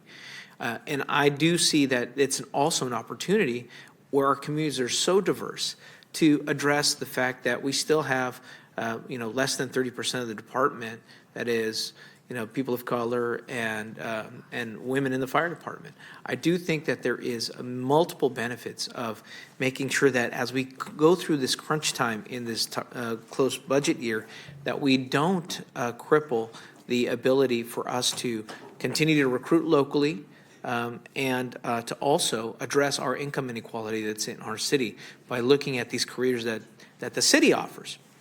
So, one, I want to emphasize that aspect. We have numerous academies that we have, both Intercom, Hiram Johnson, these programs that are within the city, but I do believe we haven't done the best approach of talking about how these are pipelines into the middle class for families in areas where we can recruit local public servants. Finally, I just, it might be a minor thing for folks, but I do appreciate the work on the nuisance issues, like illegal fireworks that have hurt people and also have burnt down homes. And I think that that's something that people forget, that the fire department also are sworn officers, and we have to continue to go after that aspect of it. I know it's a bigger federal issue that's involved with the interstate illegal commerce of fireworks, but what may seem fun thing for someone's backyard party has resulted in some damage and hurt young people because of it. So I want to thank you for that effort. Again, I think those are top of mind issues. One, our long-term impacts to some of our aging stations, and also how, as we crunch time here, we don't jeopardize the pathway of recruiting locally, and also making sure that our department is also reflective of our city as well. So Thank you, Vice Mayor. Thank you, Councilmember. Councilmember Jennings. Thank you very much. Great presentation. I'm going to make this as brief as possible. I wanted to kind of pile on about DOOR. Okay. It is a doorway into the fire department, but also into the city of Sacramento.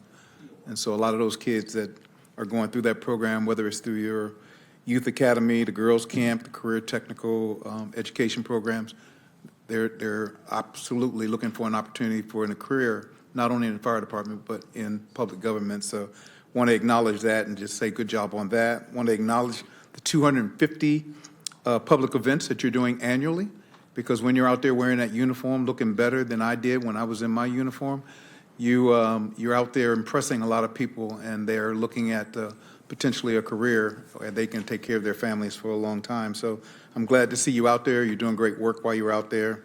And the recovery of $274,000 is not bad either. And then I want to just thank you for your commitment to training. I believe that training is a tool for retention. Everybody's not chasing the dollar. They're looking for more training in order to be able to do a better job and be able to do the job that they signed up for in the first place. So that commitment to training of 439,000 hours equals out to 18,000 days, 2,600 weeks, and 50 years of training. So good job on that, and keep doing it. And I just want to, the final thank you is I want to thank your entire department, fire department, for the work that they do every day to keep us safe. And I also want to thank you for your quiet leadership. It has been refreshing. And I'll stop it at that, because it's exactly what the fire department needed. And so I want to thank you personally for your leadership in all the areas that I've mentioned, plus many, many more. Can I just say real quick, thank you. But I couldn't be that quiet if it wasn't for the loud ones behind me. So thank you. See, I didn't say it out loud, but I called it the cool hand Luke kind of leadership. So if they want to take that moniker and give it to you, it's fine with me. Thank you. And while we're on that note, I think now might be an appropriate time if the members of your team wouldn't mind standing and being recognized by the City Council. Please stand.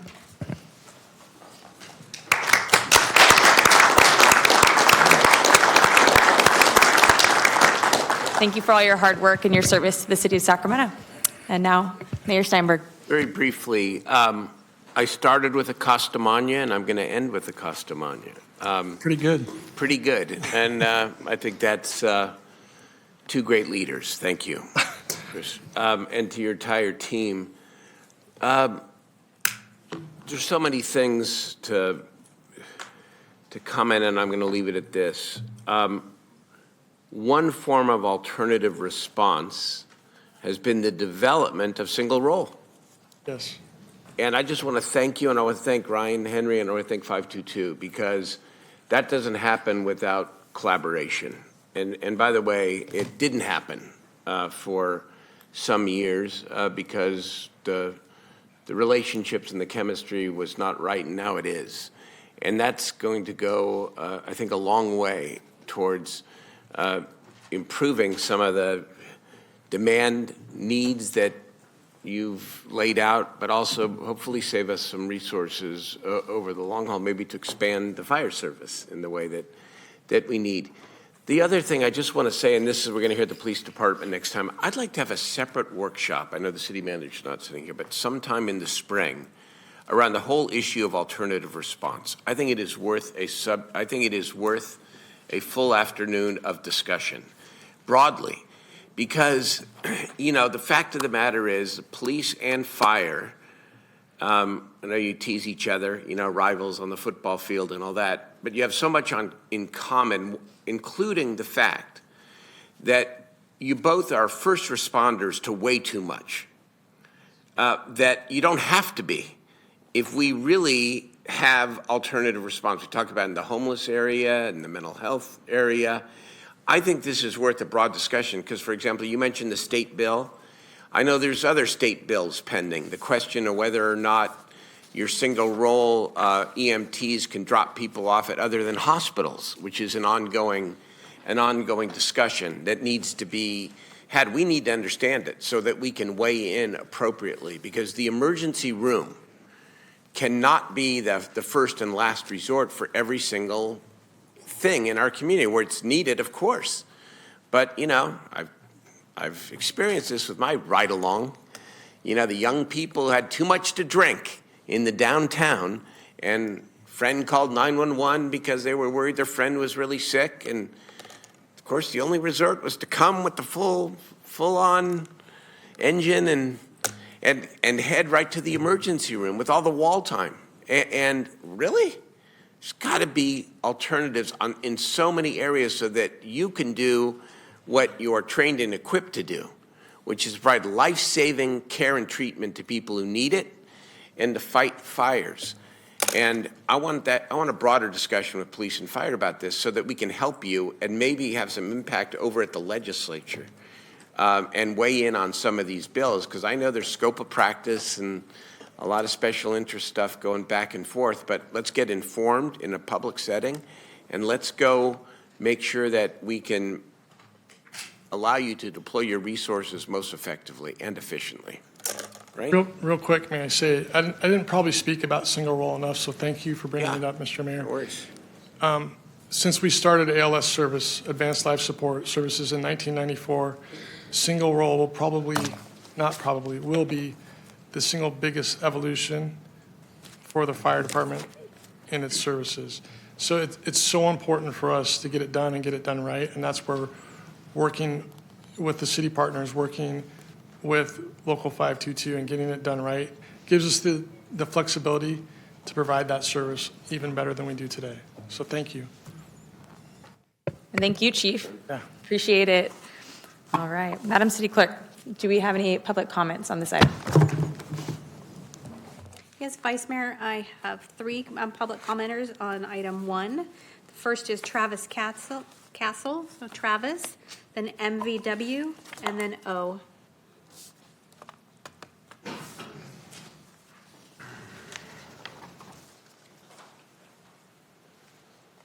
Welcome. So if you found a genie's lamp, what would you wish for? You'd want to budget balance the budget without making cuts to your current programs, but you'd also want to expand what you do.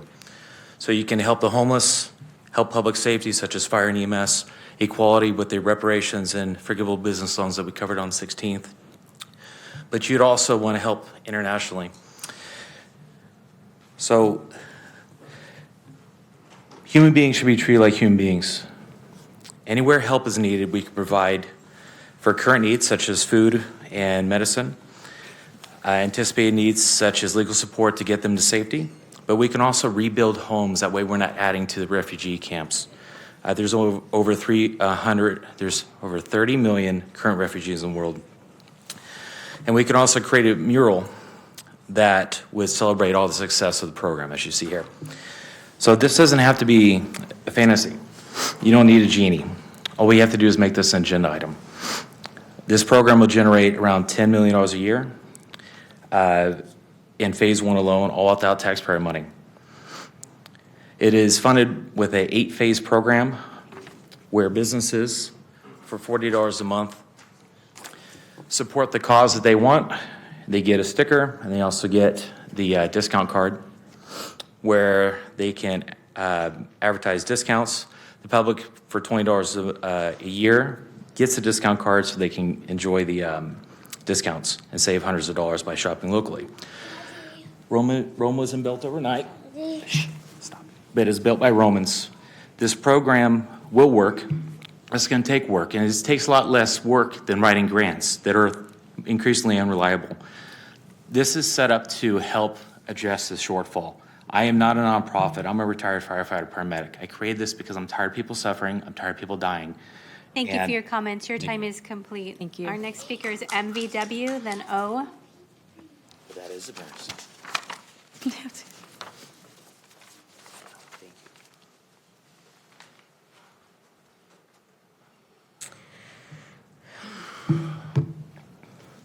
27 people become unhoused every single day in Sacramento.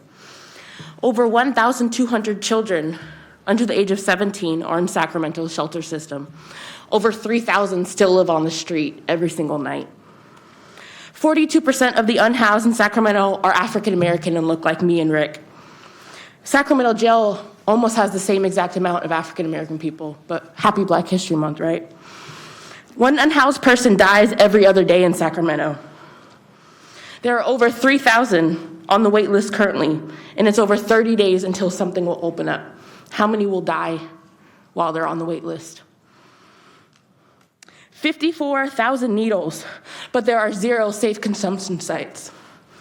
0 harm reduction supplies are given out or funded by the city, and 0 education services about actually what is fentanyl, what is heroin, what is cocaine, what are these drugs that people are using and why are people using. 240 unhoused died just last year on our streets. $42 million is spent on homelessness as the unhoused crisis triples on our streets due to your policies of enforcement instead of care. Remember, for every 1 person you house, 2 more become unhoused. 41% of those who left the city-run shelters ended in a more positive outcome. Was the more positive outcome housing? If not, what could be more positive than that? You guys decided not to talk about the police today, but let's just remember that the police and your policies have a history of having apartheid in our own city, where almost 50% of the outside on the streets are Black. Thank you for your comments. Our next speaker is O. Thank you for your comments. Our next speaker is O.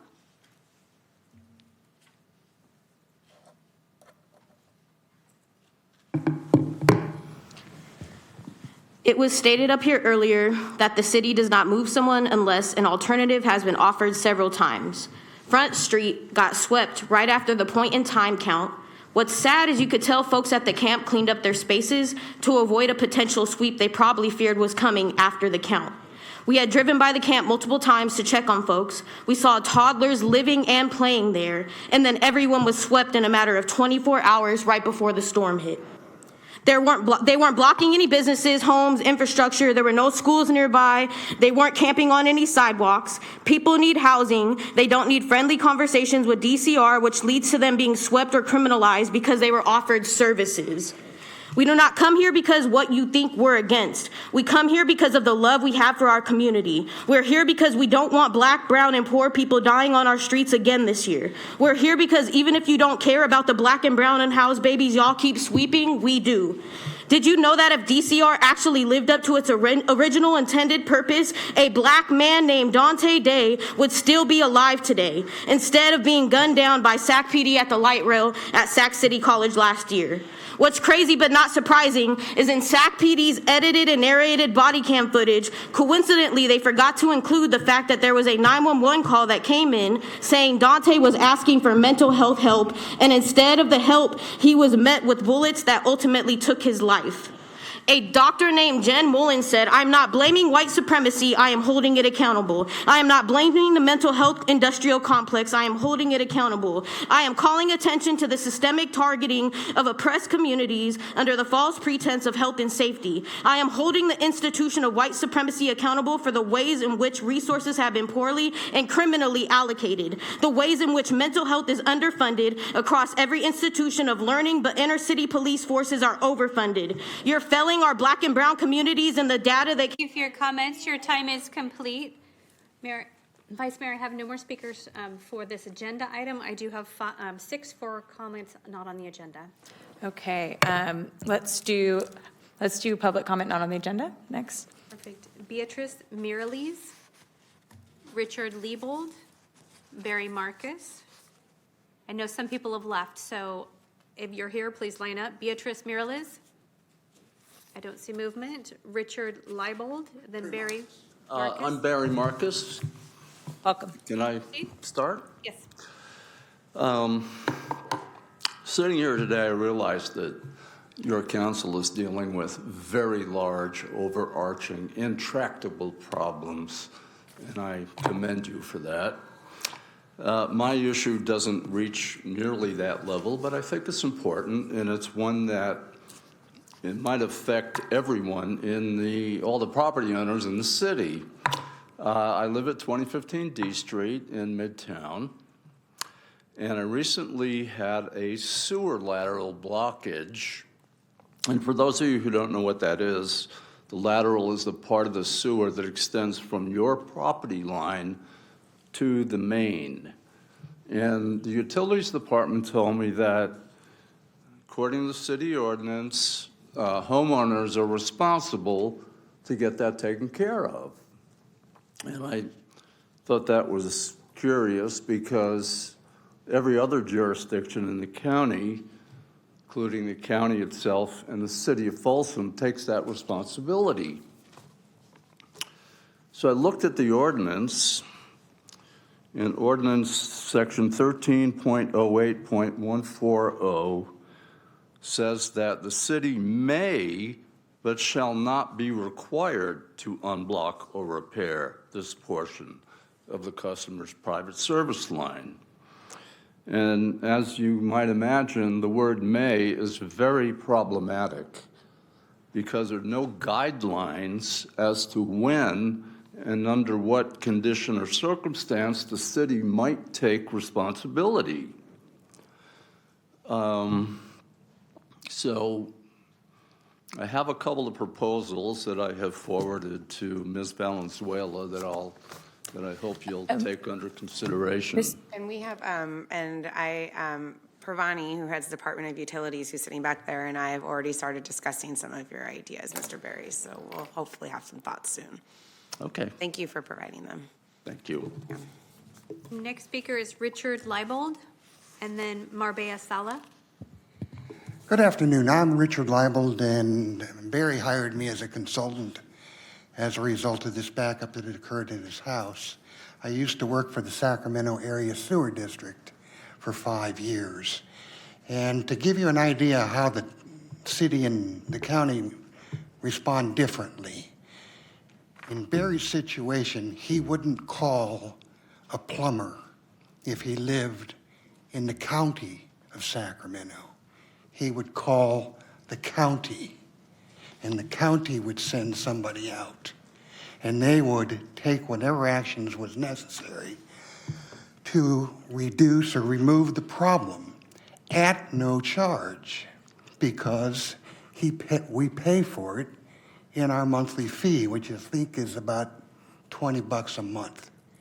And I don't understand why it's so different in the city, why he has to hire a plumber to come out for $400, whereas in the county takes care of it. And that's basically what I wanted to say about that. I also, Daniel here, I wanted you to know that in 1995, when we had a flood after Folsom had to open up all their gates and their emergency spillways, the gap between the American River and the bottom of the Howe Avenue Bridge was this much. That's how much water was coming through, and it was incredible. And that's all I have to say. Any questions, please? Thank you, sir. Mr. Assistant City Manager, would you mind having a staff member reach out to Mr. Marcus regarding his issue? Yes, absolutely. We have your contact information on the card, and we have Pravani in the back there that you can meet with and maybe exchange some information so we can follow up. Thank you, sir. Could we come back if? Yes, your time is complete, though, this afternoon. Thanks. Marbella Sala, Guy Stevenson, then Mac Worthy. Hi, thank you. I'm sorry, I'm just recovering from a bad cold. And the reason I'm here is, one is, as a Measure U Commissioner, these workshops are very valuable for me to listen in as we're getting ready to make recommendations. And the other reason I came today is because I wanted to give comments about an ongoing issue on Northgate. I live right off of Northgate. It's Potomac and Northgate. And a week ago, this is an ongoing problem that there's racing going on. They race down Northgate. It's a very long street, and it encourages racing. And what happened is they were racing, they lost control, and they hit a pole, and they hit the two fences of family homes. And these family homes, I've seen them, I've lived there 35 years. On average, they experience someone crashing into their fences. There are families that live there, and it really upsets me to see this going on and on and on. I know we have this wonderful Northgate Mobility Study Plan, but to implement that, that's $100 million. And what I would like to see, and for all of you, to direct the city staff to look at low-cost, effective strategies for speed calming techniques and strategies for Northgate. We can't wait. I don't want to see, like a year ago, a grandmother killed because someone was speeding and lost control and hit her car. So what I ask is that you direct the city staff to look at effective, cost-effective, and immediate ways to implement and change driver behavior. Thank you for your comments. Our next speaker is Guy Thank you. Stevenson, then Mac Worthy.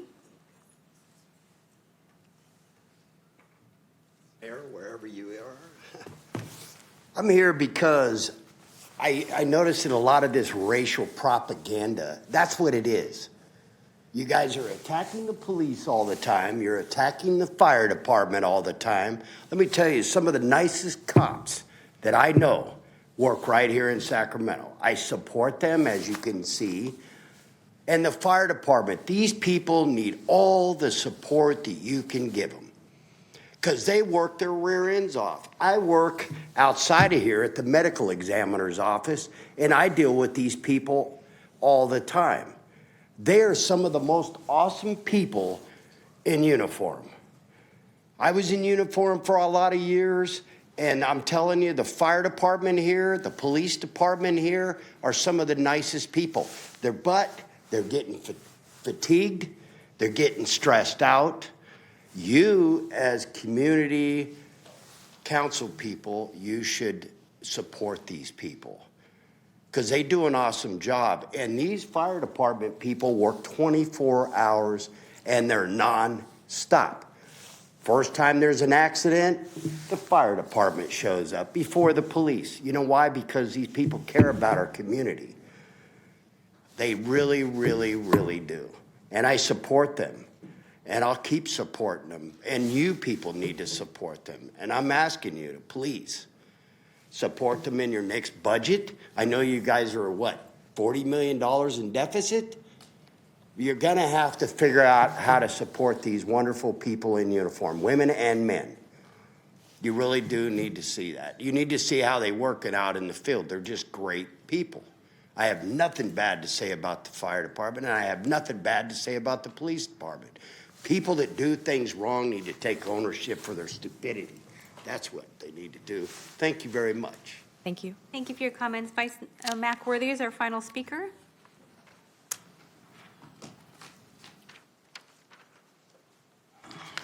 Good afternoon, panel. We would like to know, when does the charter meet?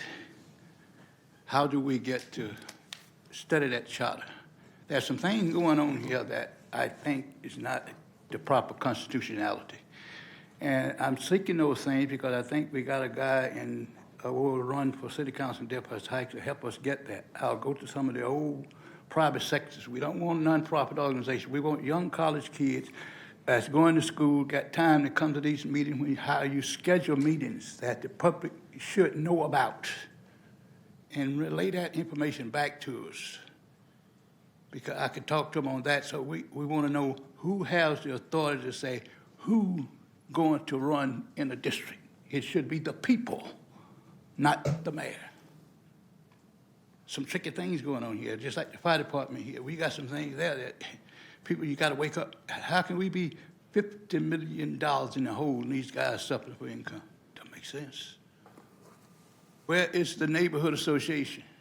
We don't want no more nonprofit organizations. We want the private sector to come in here so we can get an attorney to file the proper lawsuit here. Thank you for your comments. Vice Mayor, I have no more speakers this afternoon. Thank you. Colleagues, without objection, I'm going to suggest that we keep our council comments, ideas, questions, and AB 1234 reports for their 5 p.m. meeting. And also same with our city manager's report, given our time. And so with that, we will adjourn into closed session at 4:31 PM.